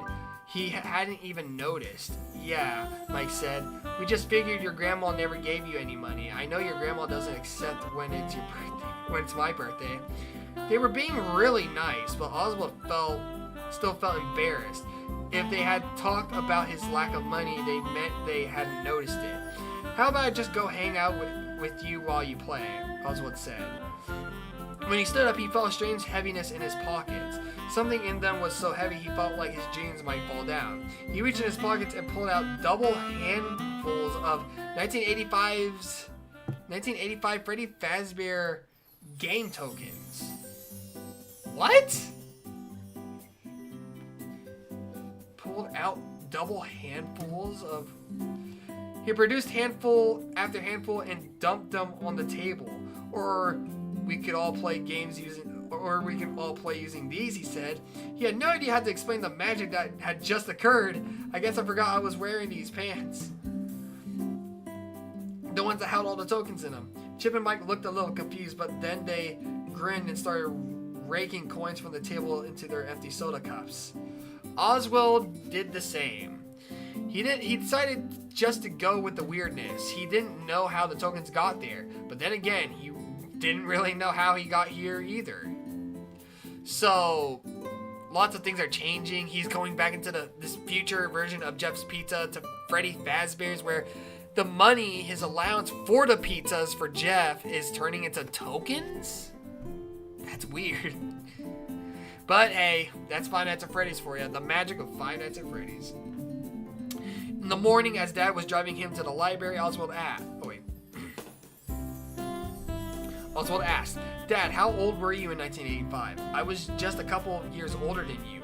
Dad said, and other than baseball, all I could think about was how many quarters I had spent at the arcade. Why do you ask? No reason in particular, Oswald said. I've just been doing some research. Jeff's Pizza. Back before it was Jeff's Pizza, it was some kind of arcade, wasn't it? Yeah, it was. Dad's voice sounded strange, nervous maybe. He was quiet for a few seconds and said, but it closed. Like everything else in this town. Oswald said, pretty much, yeah. Dad said, pulling up in front of the library. So wait. Some kind of arcade, wasn't it? Yeah, it was. Voice sounded strange and nervous maybe. And was quiet for a few. Is he stuttering because he knows Jeff's place used to be Freddy Fazbear's and that horrible things happened? Like kids disappearing because of a child murderer. Because if that's the case, then yeah, that's wait, hold on. That's just wow. Okay, I see. No reason, but oh wait. Maybe it was Oswald's imagination, but it seemed like his dad was willing to get to their destination so he wouldn't have to answer any more of his questions. At 11 o'clock sharp, Oswald headed over to Jeff's Pizza as had become its habit. With Jeff nowhere in sight, Oswald proceeded to the pit. After his count to 100, he stood. There were noises. Oh no. There were noises, but not the usual ones of Freddy Fazbear's. Screams. Crap. Oh, that's what we saw in the trailer. Screams, crying children, yells for help, the fast footfalls of people running, chaos. Were Chip and Mike here? Were they okay? Was anybody here okay? He was afraid part of him wanted to disappear back into the pit, but he was worried about his friends. Also, he was burning with curiosity about what was going on. Even though he knew whatever it was horrible, he wasn't in danger, he told himself, because this was the past, a time way before he was born. His life couldn't be in danger in a time before he even existed, could it? His stomach in knots. He moved through the crowd, past crying mothers running with their toddlers in their arms, past dads grasping children's hands and leading them swiftly towards the exit. Their faces masks of shock. Chip, Mike, he called, but his friends were nowhere to be seen. Maybe they hadn't come to Freddy Fazbear's today. Maybe they were safe. Scared but feeling as if he had to know what was happening, Oswald walked in the opposite direction from everyone else with an escalating feeling of dread. In front of him stood the man in a yellow bunny costume. If it was a man under there, the bunny opened a door that said private and went inside. Oswald followed. That's right! Oops. The bunny dude. Purple guy! William Afton! Because the child murderers happened. The corridor was long and dark. The rabbit looked at him with the blank eyes and an unchanging grin, then walked further down the hall. Oswald wasn't chasing the rabbit. He was letting the rabbit lead him, as if we're in a terrifying version of Alice in Wonderland going down the rabbit hole. The rabbit stopped in front of the door with a sign reading "Party Room" and beckoned for Oswald to come inside. Oswald was shaking with terror, but he was too curious to refuse. Oscar's dead. I mean, I know Oswald doesn't die, but if he existed in this time, he'd be dead. Purple guy, William Afton kills him. If this was any other kid. Besides, he kept thinking, you can't hurt me. I haven't even been born. Once inside the room, it took Oswald a few seconds to register that what he was actually seeing, and a few more seconds for his brain to process it. They were lined up against the wall, which was painted with images of the place's mascots, the grinning bear, the blue bunny, and the bird girl. Half a dozen kids, none of them older than Oswald, their lifeless bodies propped into sitting positions, their legs stretched out in front of them. Some of them had their eyes closed as if asleep. Others' eyes were open, frozen in an empty doll-like stare. They were all wearing Freddy Fazbear birthday party hats. Those are the 5 kids! Half a dozen kids? Six or 5 kids? Those are the missing kids. My God. This is so meta. Oswald couldn't tell how they died, but he knew the rabbit was responsible for it. That the rabbit had wanted him to see his handiwork. Maybe the rabbit wanted Oswald to be his next victim, to join the others lined up against the wall with their unseeing eyes. Oswald screamed. The yellow rabbit lunged for him, and he ran out the room and down the black corridor. Maybe the rabbit could hurt him. Maybe he couldn't. Oswald didn't want to hang around long enough to find out. He ran across the now empty arcade towards the ball pit outside. The police siren screamed matched Oswald's own. The rabbit ran after him, getting so close that a fuzzy paw brushed Oswald's back. Oswald dove into the pit. He counted to 100 as fast as he could. When he stood, the first thing he heard was Jeff's voice. "There's the little stinker!"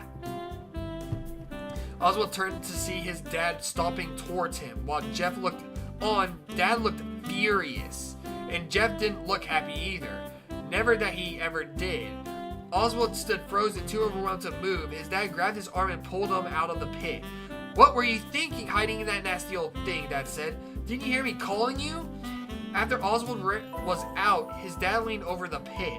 "Look at how dirty this is. Your mother..." A pair of yellow arms reached out of the pit and pulled Dad under.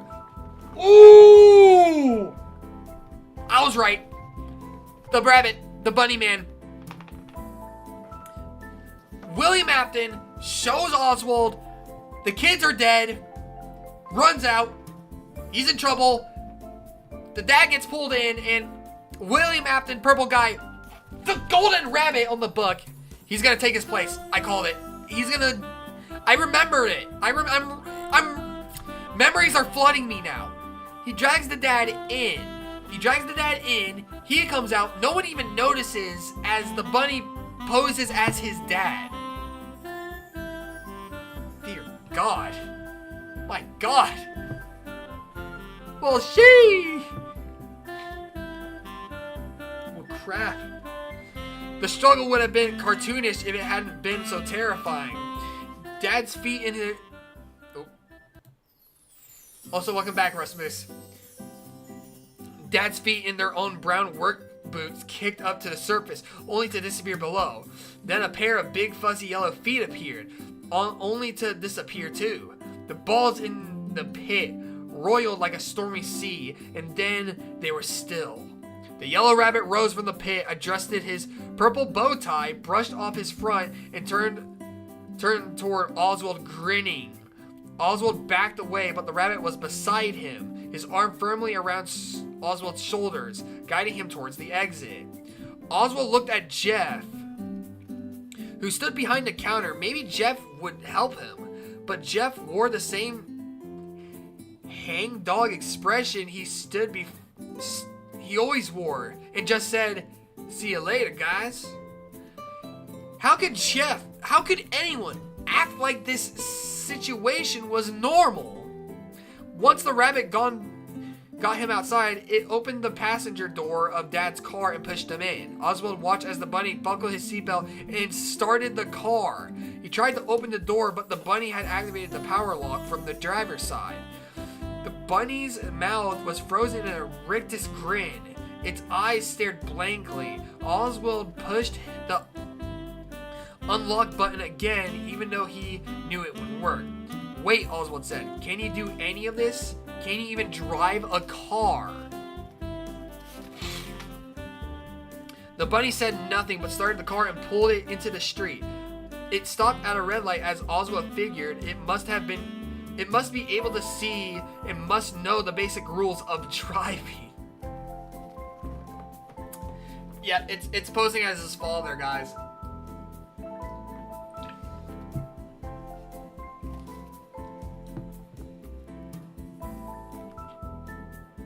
"What did you do to my dad? Why are you taking me? Wait, where are you taking me?" Oswald could hear the panic in his voice. He wanted to sound strong and brave, like he was standing up for himself, but instead he just sounded scared and confused, which he was. The bunny said nothing. The car made a familiar right turn, then a familiar left turn into Oswald's neighborhood. "How do you know where I live?" Oswald demanded, still silent. The bunny turned into the driveway in front of Oswald's ranch-style house. "I'll run for it," Oswald thought. "As soon as this thing unlocks the car door, I'll run to a neighbor's house and call the police once I'm safely inside." The locks clicked, and Oswald jumped out of the car. Somehow the bunny was standing right in front of him. It grabbed his arm. He tried to break free, but his grip was too strong. The bunny dragged Oswald to the front door, then yanked off the chain around Oswald's neck that held his house key. The rabbit turned the key in the door and shoved Oswald inside. Then it stood in front of the door, blocking the exit. Jinx the cat wandered into the living room, took one look at the rabbit, arched her back, puffed out her tail, and hissed like a cat on a Halloween decoration. Oswald had never seen her act scared or unfriendly before, and he watched as she turned tail and fled down the hall. If Jinx knew the situation was bad, it must be really bad. "You can't do this," Oswald said to the rabbit in tears. He didn't want to cry. He wanted to look strong, but he couldn't help it. This is kidnapping or something. My mom will be home soon, and she'll call the police." It was a total bluff, of course. Mom wouldn't be home until after midnight. Would he even be alive by the time Mom got home? Was his dad even alive now? He knew the bunny would grab him if he tried to make a run for the back door. "I'm going to my room now, okay? I'm not trying to escape. I'm just going to my room." He backed away, and the bunny let him. As soon as he got inside his room, he slammed the door and locked it.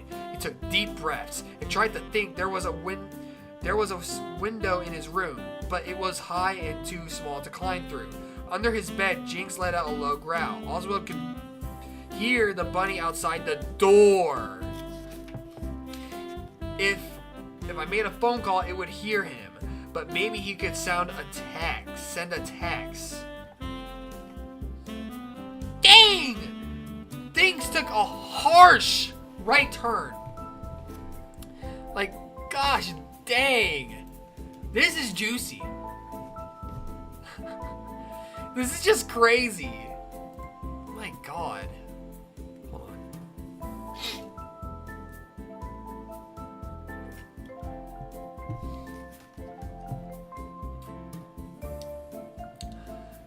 Okay, hold on. I'm trying to clear my throat. He took out his phone and with shaking hands texted, "Mom, emergency. Something's wrong with Dad. Come home now." Oswald knew even as he texted that she wouldn't be coming home now because she was always dealing with medical emergencies at work. Sometimes it took her a long time to check her phone. It was Dad who Oswald was supposed to contact in the event of an emergency, but obviously that wasn't going to work now. A miserable hour passed until Oswald's phone vibrated. Afraid the rabbit might still be listening outside his locked door, he picked up without saying hello. "Oswald, what's going on?" Mom sounded terrified. "Do I need to call 911? "I can't talk now," Oswald whispered. "I'm on my way home, okay?" She hung up. 15 minutes... I forgot again to change the music. 15 minutes seemed to pass more slowly than Oswald thought was possible. Then there was a knock on Oswald's door. Oswald jumped, his heart in his throat. "Who is it?" "It's me," Mom said, sounding exasperated. "Open the door." He opened the door just a crack to make sure it was really her. Once he let her in, he closed and locked the door behind them. "Oswald, you need to tell me what's going on. Wait, what? Mom's bro was furrowed with worry." Okay, that's weird. Hold on. Where to start? How to explain without sounding crazy? "It's Dad. He's not okay. I'm not even sure where he is." Mom put her hands on both his shoulders. "Oswald, I just saw your dad. He's lying on the bed in the bedroom watching TV. He made you a chicken pot pie for dinner. It's sitting on the stove." "Wait, what? I'm not hungry." He tried to wrap his mind around his mom's words. "You saw Dad?" Mom nodded. She was looking at him like he was one of her patients instead of her kid. Like she was trying to figure out what was wrong with him. "And he's okay." She nodded again. "He's okay." Wait. She nodded again. "He's okay, but I'm worried about you." She put her hand on his forehead as if checking for a fever. "I'm okay," Oswald said. "I mean, if Dad's okay, I'm okay. He just didn't seem okay. Maybe it's good school. Oh. Maybe it's good school starting back. I think you're spending too much time by yourself." What could he say? "Actually, I've been spending time with my new friends in 1985. Maybe so. I probably should just go on to bed. I have to get an early start in the morning." "I think that's a good idea," Mom said. She put her hands on his cheeks and looked him directly in the eyes. "And listen, if you're going to text me at work, make sure it's a real emergency. You scared me." "I thought it was a real emergency. I'm sorry." "It's all good, honey. Go get some rest, okay?" Okay, after Mom left, Oswald looked under the bed. Jinx was still there, crouched in a ball like she was trying to make herself as small and invisible as possible. Her eyes widened and looked terrified. "It's okay, Jinxie," Oswald said, reaching under the bed and wiggling his fingers at her. "Mom says it's safe. You can come out now." The cat wouldn't budge. Oswald laid awake in bed. If Mom said his dad was there and okay, then it must be true. Why would she lie? But Oswald knew what he had seen.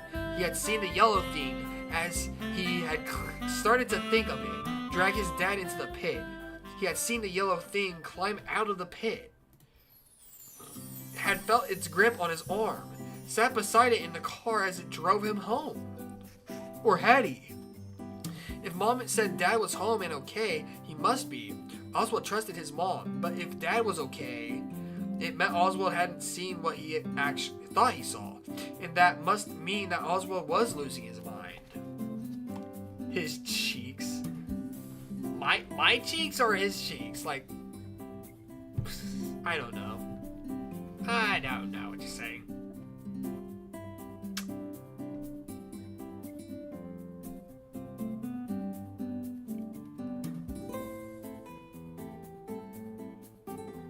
After only a few hours, I'm looking up! Haha! You guys didn't know I was looking up because I was putting my head down.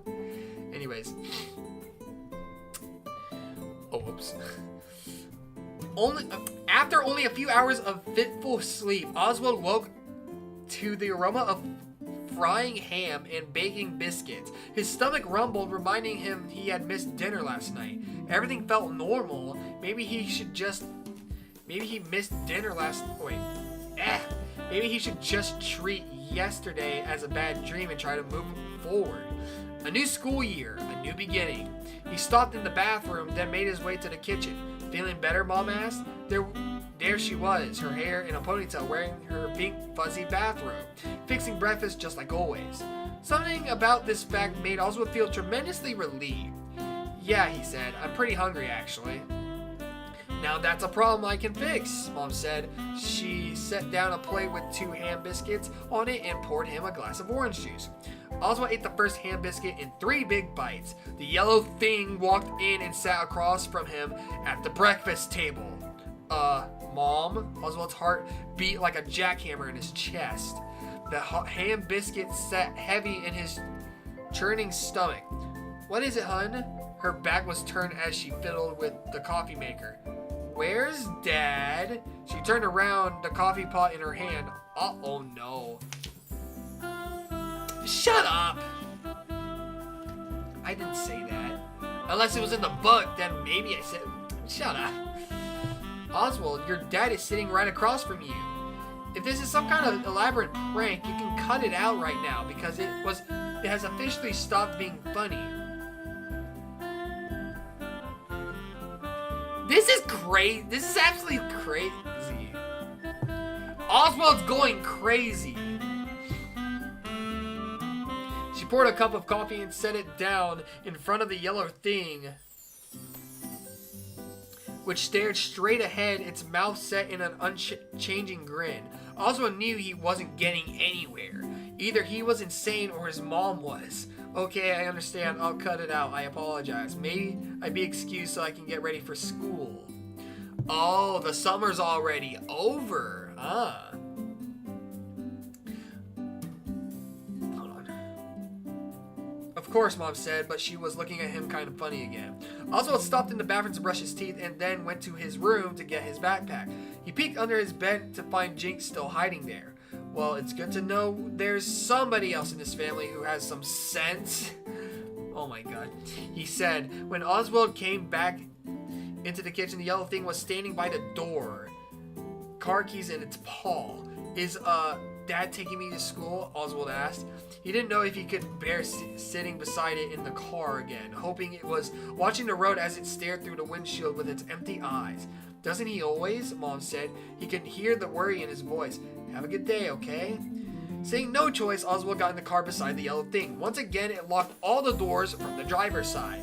It backed out of the driveway and passed a jogging neighbor, who waved at it just as if it were his dad. People are crazy! I was in the book. No, you were not. Be quiet. I don't understand, Oswald said, on the edge of tears. Are you real? Is this real? Am I going crazy? The yellow thing said nothing, just stared at the road ahead. When it pulled up in front of the Webster Middle School, the crossing guard and the kids at the crosswalk didn't seem to notice that the car was being driven by a giant yellow rabbit. Hey, Oswald said before he got out of the car, don't bother picking me up this afternoon. I'll just catch the bus. The school bus was a big yellow thing he could handle, because it was some kind of cosmic law. The first person Oswald saw in the hall was Dylan, his tormentor. Well, if it isn't Oswald the Ock. Oh, the Oss. The Ock. The Ock. The Oss. The Oss. Give it a rest, Dylan, Oswald said, pushing past him. I've got way bigger problems than you today. Woo! Oswald's over it, man. Oswald's over the bullying. Oswald was pretty decent. It was impossible to concentrate in class. Usually, Oswald was a pretty decent student. But how could he focus with his life and possibly his sanity falling apart? Maybe he should talk to someone, the school counselor or the school police officer. But he knew anything that came out of his mouth would sound dangerously crazy. How could he convince the police officer that his dad was missing if everyone who looked at the yellow thing saw Oswald's dad? There was no one to help him. Oswald was going to have to figure out how to solve this problem himself. At recess, he sat on a bench by the playground, grateful that he didn't have to pretend to listen to a teacher and could just think. He couldn't imagine how his life could get any weirder. The yellow thing seemed to think it was his father. This was weird enough, but why did everybody else think it was his father too? Do you mind if I share your bench? It was a girl Oswald had never seen before. She had curly black hair and big brown eyes, and was holding a thick book. Sure, help yourself, Oswald said. The girl sat on the opposite end of the bench and opened her book. Oswald went back to his confusing thoughts. Have you gone to this school for a long time? The girl asked him after a few minutes. She didn't look over at Oswald when she talked. She just kept staring at the pages of her book. Oswald wondered if this meant she was shy. Since kindergarten, Oswald said, and then because he couldn't think of a single other thing to say about himself, he asked, "What are you reading?" "Greek mythology," she said. Tales of Heroes. Have you read much mythology?" "No, not really," he said, feeling stupid immediately after. He didn't want to give the impression that he was the kind of guy who never reads books. In desperation, he added, "I love to read, though." And then he felt even stupider.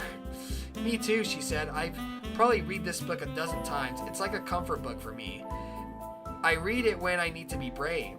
The word brave struck a chord in Oswald. Brave was what he needed to be, too. Why's that? Well, the Greek heroes are super brave. They're always doing battle with some kind of big monster like the Minotaur or the Hydra.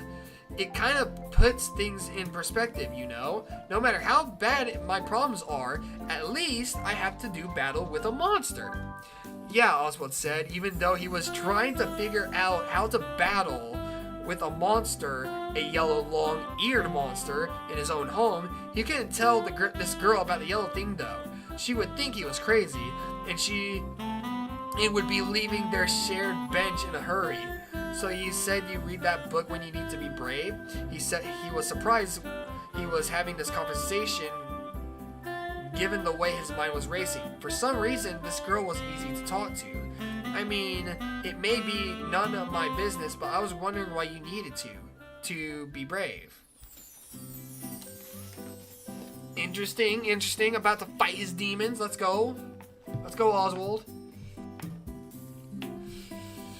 She gave a shy little smile. "First day at a new school, third day in a new town. I don't know anybody yet." "Yes, you do," he said. He held out his hand. "I'm Oswald." That's so sweet. Look at Oswald making new friends. He didn't know why he was offering his hand like he was some kind of businessman, but it felt like the right thing to do. She took his hand and shook it surprisingly firmly. "I'm Gabriel." Somehow this was the conversation Oswald had needed to have. He took the bus home after school. When he came inside, the yellow thing was vacuuming the living room. He didn't ask it any more questions.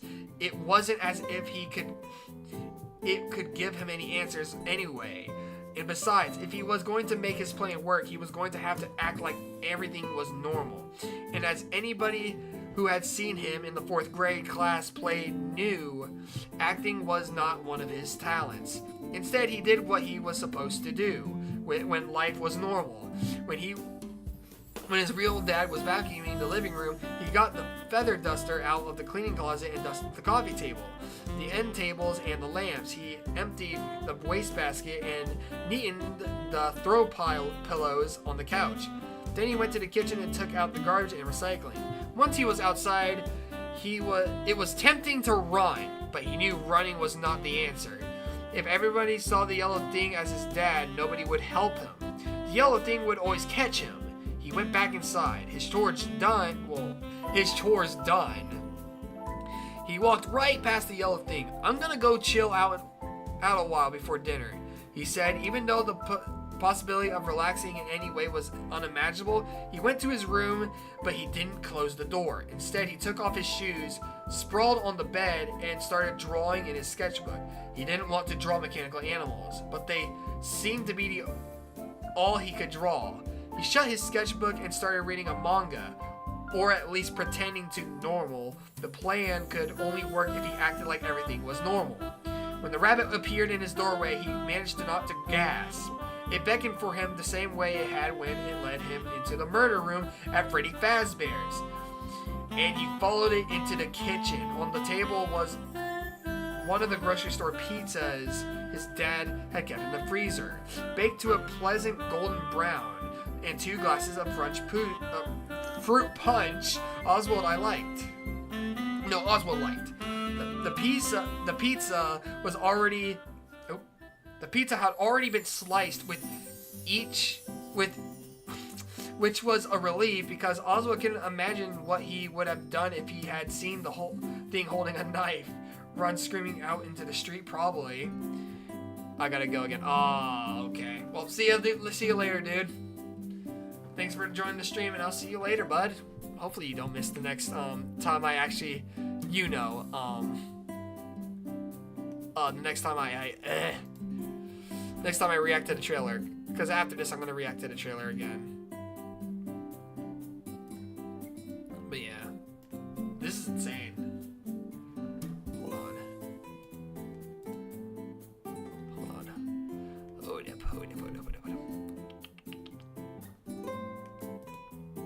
I gotta go get my, yeah, I know. It sucks, but it's what you need to do. Alright. Anyways. Wait, where was I? Oh yeah, I'm at the bottom. So, this is freaking weird. So the bunny's beckoning him. So like, kind of like, come here, I've got to take you somewhere. Like he did when he led him to the room. So that's creepy. This thing does not talk, but it can gesture, which is creepy. Oswald sat down at the table and helped himself to a slice of the pizza. He didn't feel much like eating, but he knew he couldn't act like anything was wrong. He took a bite of pizza, a sip of punch. Aren't you going to eat anything, Dad? He asked. It was hard calling the thing Dad, but he managed. The yellow thing sat across from him in silence with its unblinking stare and frozen grin. An untouched pizza slice on a plate in front of it beside an untouched glass of punch. Could it even eat? Oswald wondered. Did it need to? What was it anyway? At first he thought it was a guy in a suit, but now he wasn't so sure. Was it some kind of highly sophisticated animatronic animal, or a real flesh and blood giant bunny? He didn't know which possibly was the most disturbing. Obviously this is in his head, but obviously this thing's a guy in a suit, which is freaking creepy. Ugh. With great effort, he finished his pizza slice and glass of punch. Then said, "Thanks for dinner, Dad. I'm going to get a glass of milk and go do my homework now." The yellow thing just sat there. Oswald went to the refrigerator. He checked to make sure the yellow thing wasn't watching and poured some milk into a bowl. Oh, wait. Once he was in his room, he didn't close and lock the door because he wouldn't if he were home with Dad.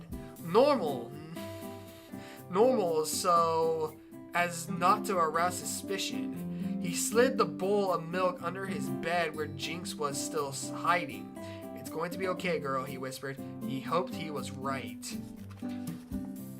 He sat on his bed, and in a few minutes he heard Jinx lapping the milk. He knew from past experience that even when terrified, she couldn't turn down dairy products. He made a half-hearted attempt at his homework, but he couldn't concentrate. All he could think about was his dad. The yellow thing, he dragged his dad into the pit and under the surface. Did this mean his dad was at Freddy Fazbear's circa 1985? Wandering around an arcade of games he played as a kid? That was the most likely explanation, unless the yellow thing had killed... No.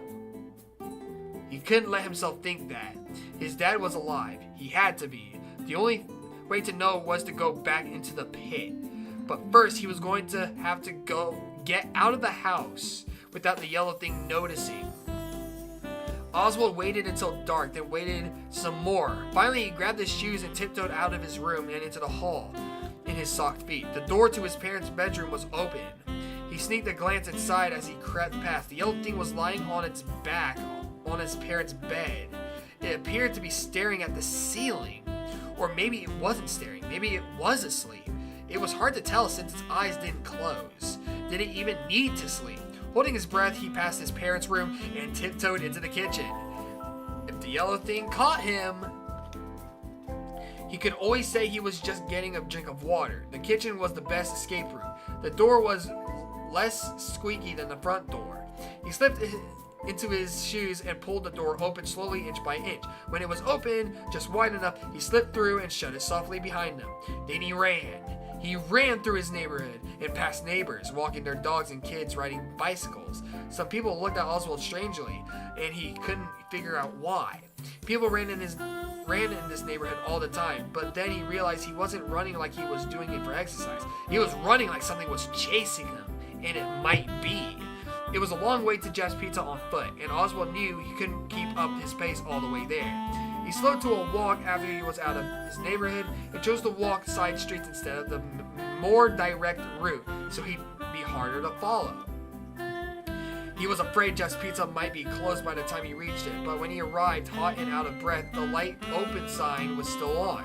Inside, Jeff was at the counter watching a ball game on TV, but otherwise the place was empty. We just serve whole pizzas at night. No slices, Jeff said in his usual tone. As always, he looked exhausted. Yeah, I just stopped by to get a soda to go. Oswald said, his gaze roaming to the road ball pit.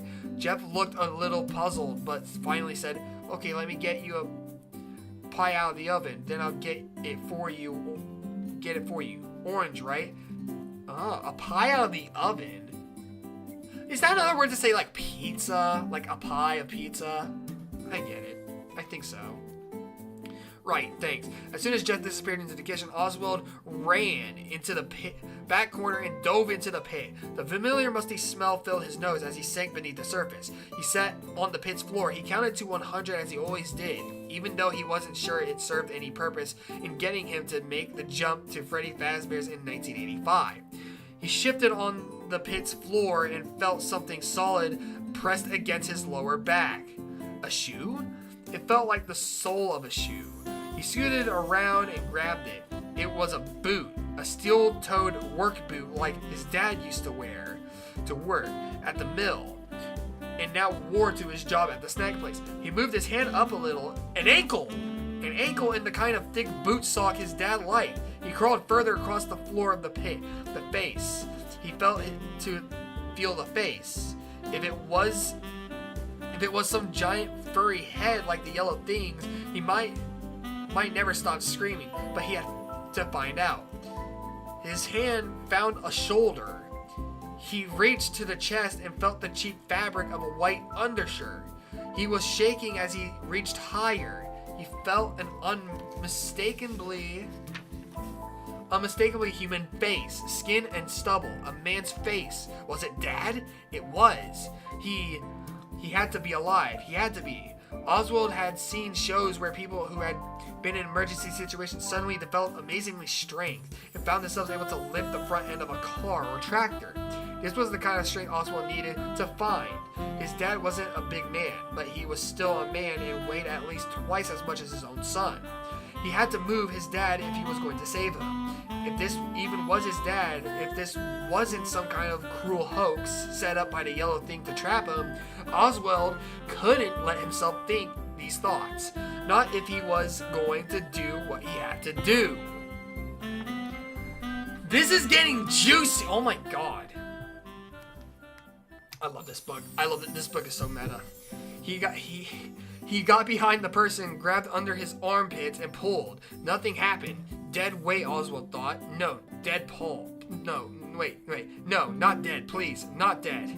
He pulled again, this time with more force, making a noise that was somewhere between a grunt and a roar. This time, the body moved. And Oswald pulled again, standing up and getting the person's head and shoulders above the surface.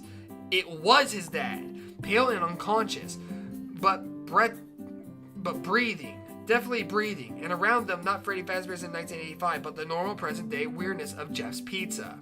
How could Oswald get him out? He could call Mom. As a nurse, she would know what to do. But what if she thought he was crazy or lying? He felt like the boy who cried wolf, or the boy who cried rabbit. This book is meta and it knows it. Anyways. He felt it before he saw it. The presence behind him. The awareness of something in his personal space. Before he could turn around, a pair of furry yellow arms locked around him in a fearsome embrace. The bunny. The golden bunny. It caught him. It caught him. It has him. He got his right arm free, unable enough to jab his elbow into the yellow thing's midsection. He got loose, but the thing was blocking the exit to the pit. He couldn't get out of the pit by himself, let alone his poor passed out dad. Acting more than thinking, Oswald charged at the rabbit with his head down. If he could just throw it off balance or knock it under the surface, maybe he could make it end up in 1985 Freddy Fazbear's and buy Oswald and his dad some time to escape. He head-butted the yellow thing and knocked it into the ropes and netting that surrounded the ball pit. It stumbled a little, righted itself, and then, arms outstretched, lunged towards Oswald. It pulled Oswald against the wall of the pit. Its eyes dead as always. It unhinged its jaws to reveal double rows of fangs and sharp as scimitars. Mouth open freakishly wide, it lunged over Oswald's throat, but he blocked it with his arm. Pain pierced Oswald's forearm as the yellow thing sunk its fangs into his skin. Ah! I would not expect this thing to have sharp... Ugh. Okay, I definitely don't think this is a man in a... Yeesh. I do not think this is a man in a suit anymore. Oh my god. This has turned into a battle with this kid versus, this golden bunny rabbit. Jeez. Oswald used his good arm to punch the rabbit hard in the face before the fangs pierced too deeply. Fangs. What kind of crazy rabbit had fangs? Exactly. The thing's jaws released their grip, but there was no time to survey the damage because the thing was lurching toward Oswald's dad, its jaws wide open like a snake about to swallow its unsuspecting prey. Its fangs were red with Oswald's blood. Is this thing real or not? Oh my god. This is brutal. Oswald elbowed the yellow thing aside and moved between it and his still unconscious father. You leave my dad alone, he yelled, then used the netting to bounce off and clamber onto the yellow thing's back. He hit its head with its fist, scratched at its eyes, which didn't feel like a living creature's eyes. The rabbit stumbled back into the netting and ropes, then grabbed Oswald's arms and slung him hard off its shoulders and into the pit. Oswald fell head first under the surface, grateful that the bottom of the pit was soft. His arm was throbbing, his whole body was exhausted, but he had to get up. He had to save his dad, like those ancient Greek heroes Gabriel had told him about. He had to be brave and face the monster. Oswald rose unsteadily to his feet. Somehow when it shook Oswald off, the yellow thing must have gotten tangled in the ropes and netting that lined the ball pit. A rope was looped around its neck. It grasped the rope with its big paws, trying to get free. Oswald couldn't understand why it was failing to free itself until he saw that the yellow thing's feet weren't touching the floor of the pit. The yellow thing was suspended from the rope, which was tied securely into a metal rod at the top of the ball. Dang! This thing's choking out! The rabbit had hanged itself. Its mouth was open and closing like it was gasping for breath, but no sound came out. Its paws clawed desperately at the ropes. Its stare still terrified terrifying in its blankness, was aimed in Oswald's direction, as if it were asking him for help. Oswald certainly wasn't going to rescue it. Yeah, no, don't rescue that thing. But yeah, dang. After a few more seconds of struggling, the yellow thing was still. Oswald blinked. Hanging from the rope was nothing but a dirty, empty yellow rabbit costume. His dad's eyes opened. Oswald rushed to his side. I don't understand why I'm here, Dad said. His face was pale and unshaven. His eyes puffy with dark half-moons under them. What happened? Oswald debated what to say. You were attacked and left for dead by a giant evil rabbit who tried to replace you. And I was the only person who could see it wasn't you. Even Mom thought it was you. But no, it sounded too crazy, and Oswald didn't relish this idea of spending years in therapy saying, but the evil rabbit was real! So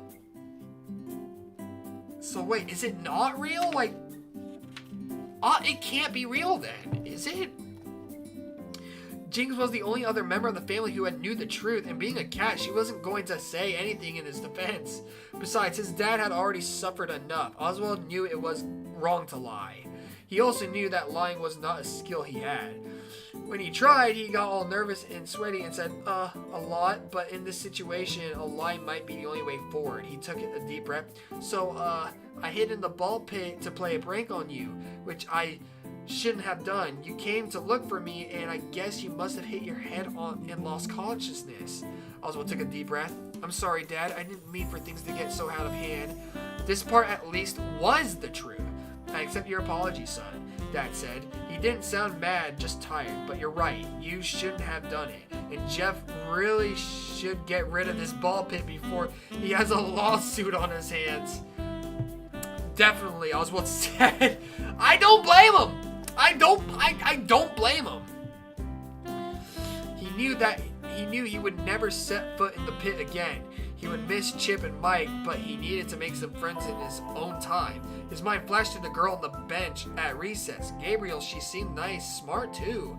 They had a good talk. Oswald reached out his dad's hand. Let me help you stand up. With Oswald steadying him, Dad rose to his feet and let his son lead him to the exit of the pit. He paused to look up at the hanging yellow costume. What is that creepy thing? I have no idea, Oswald said. It is real! Is everyone crazy? Is everyone crazy? I don't understand that. That's so crazy! So his dad sees it too! Wait, is he gonna... I have no idea. This too was the truth. I mean, again, yeah, he doesn't know. They climbed out of the pit and walked through Jeff's pizza. Jeff was wiping the counter, still watching the ball game on the restaurant's TV. He had not seen or heard anything. Still holding Oswald's hand, when was the last time he had his dad was held hands? Or, when was the last time he and his dad had held hands? Okay. Dad lifted his son's arm and looked at it. You're bleeding. That too is real. No, the rabbit's real. The rabbit's real. Everyone's crazy but his dad. And him. And his cat. I don't understand. This can't be in his head if he's actually bleeding and his dad, of all people, recognizes this thing. I don't understand. Maybe it was some kind of trick it was pulling when it was alive, though. So, like, maybe now that it's dead, that whole magic type of thing was not able to do anything anymore. And so his dad was able to see it. So would anyone else be able to see the suit now and him bleeding? Maybe? I don't know. Yeah, Oswald said. I must have scraped my arm when I was trying to pull you out of the pit. His dad shook his head. Like I said, that thing is a public safety issue. Just sticking up a sign saying keep out isn't enough. He lets go of Oswald's arm. Well, we'll get your arm cleaned up at the house, and then your mom can dress the wound once she gets home from work. Oswald wondered what his mom would say when she saw the fang marks. As they approached the front door, Oswald said, Dad, I know I can be a pain sometimes, but I really do love you, you know? Dad looked at him with an expression that seemed both pleased and surprised. Same here, kiddo. He ruffled Oswald's hair. But you do have a terrible a terrible taste in science fiction movies. Oh yeah, Oswald said, smiling. Well, you have a terrible taste in music, and you like boring ice cream. Together they opened the door into the fresh night air. Behind them, Jeff called, "Hey kid, you forgot your soda." What a sweet ending, though. And then the next one's to be beautiful. Yep, we are done. We are done with Into the Pit. This book is meta. So glad I read that again. Like, the second story, it's not a follow-up story. Like, the second story is about someone completely different with different stuff happening all together. So, let me shut off the music now. I'm done. No. Like, let's shut off the music and all that. Like, whew. Well, may I say that was great. I loved that. I loved reading that. I didn't expect to actually have so much fun reading a book for you guys, but I did. The book is so meta too. It's so good. So 2 hours and 30 minutes to read that entire one chapter in one sitting. Like, dang, man. But that was FNAF Into the Pit. And with that said, hold on. With that said, let us react to this real quick. Hold on. Let me trying to get this in a perfect way. Okay, there we go. Into the pepperoni. But yeah, we're gonna react to this real quick. So again, I feel like this is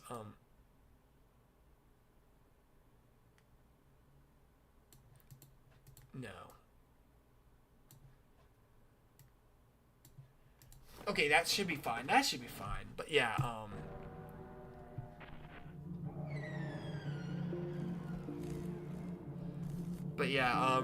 gonna react to this. Yeah.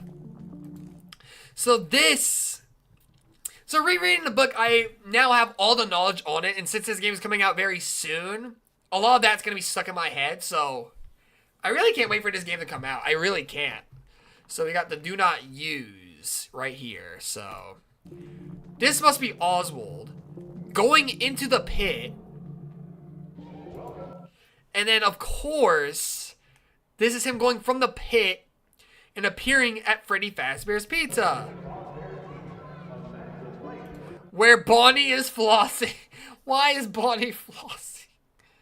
I love the style of the 8-bit here, though. It looks really cool. Then there's the arcade place.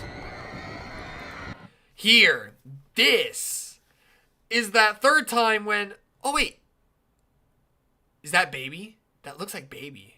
There's a picture up here that looks like Baby. So this must be him coming from the pit again, like we read in the book, and then everyone's running and all that. There's the door. That probably leads to the back, the large hallway, and then he's gonna do the gesture to come toward him. Just like the book! Just like the book! That's right! So I'm starting to feel that this Into the Pit Five Nights at Freddy's game is just officially... This looks like it's going to be, crap, what's the word I'm looking for? It's going to be faithful. Yeah, so it seems like it's going to be faithful to the book it's based off of. Because he gestures him to follow... And then they go through a room, and then there's a long hallway behind them. Run. So that's creepy. Run and hide. Survive. So what I'm thinking this game might be, now that I've read the book, maybe it's gonna be like, maybe it's gonna extend the escape of us and this bunny rabbit in the place. So like we follow to the back room, we see the kids, and then it becomes a whole chase scene. So like we run away, and then we gotta find clues to get out of here.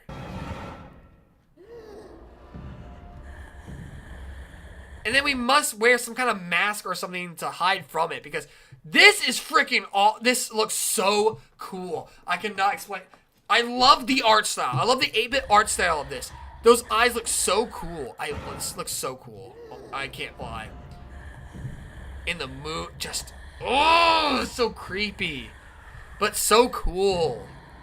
And walks away into the pit. Five Nights at Freddy's Into the Pit. Prepare for. Oh, yep. Prepare for a new nightmare. Oh, wait, I want to stop it there. Ooh, that is a cool shot. So, obviously, him coming from the ball pit. And then his teeth. Oh, he did say he had 2 rows of teeth. And those teeth clawed into his arm. Ooh.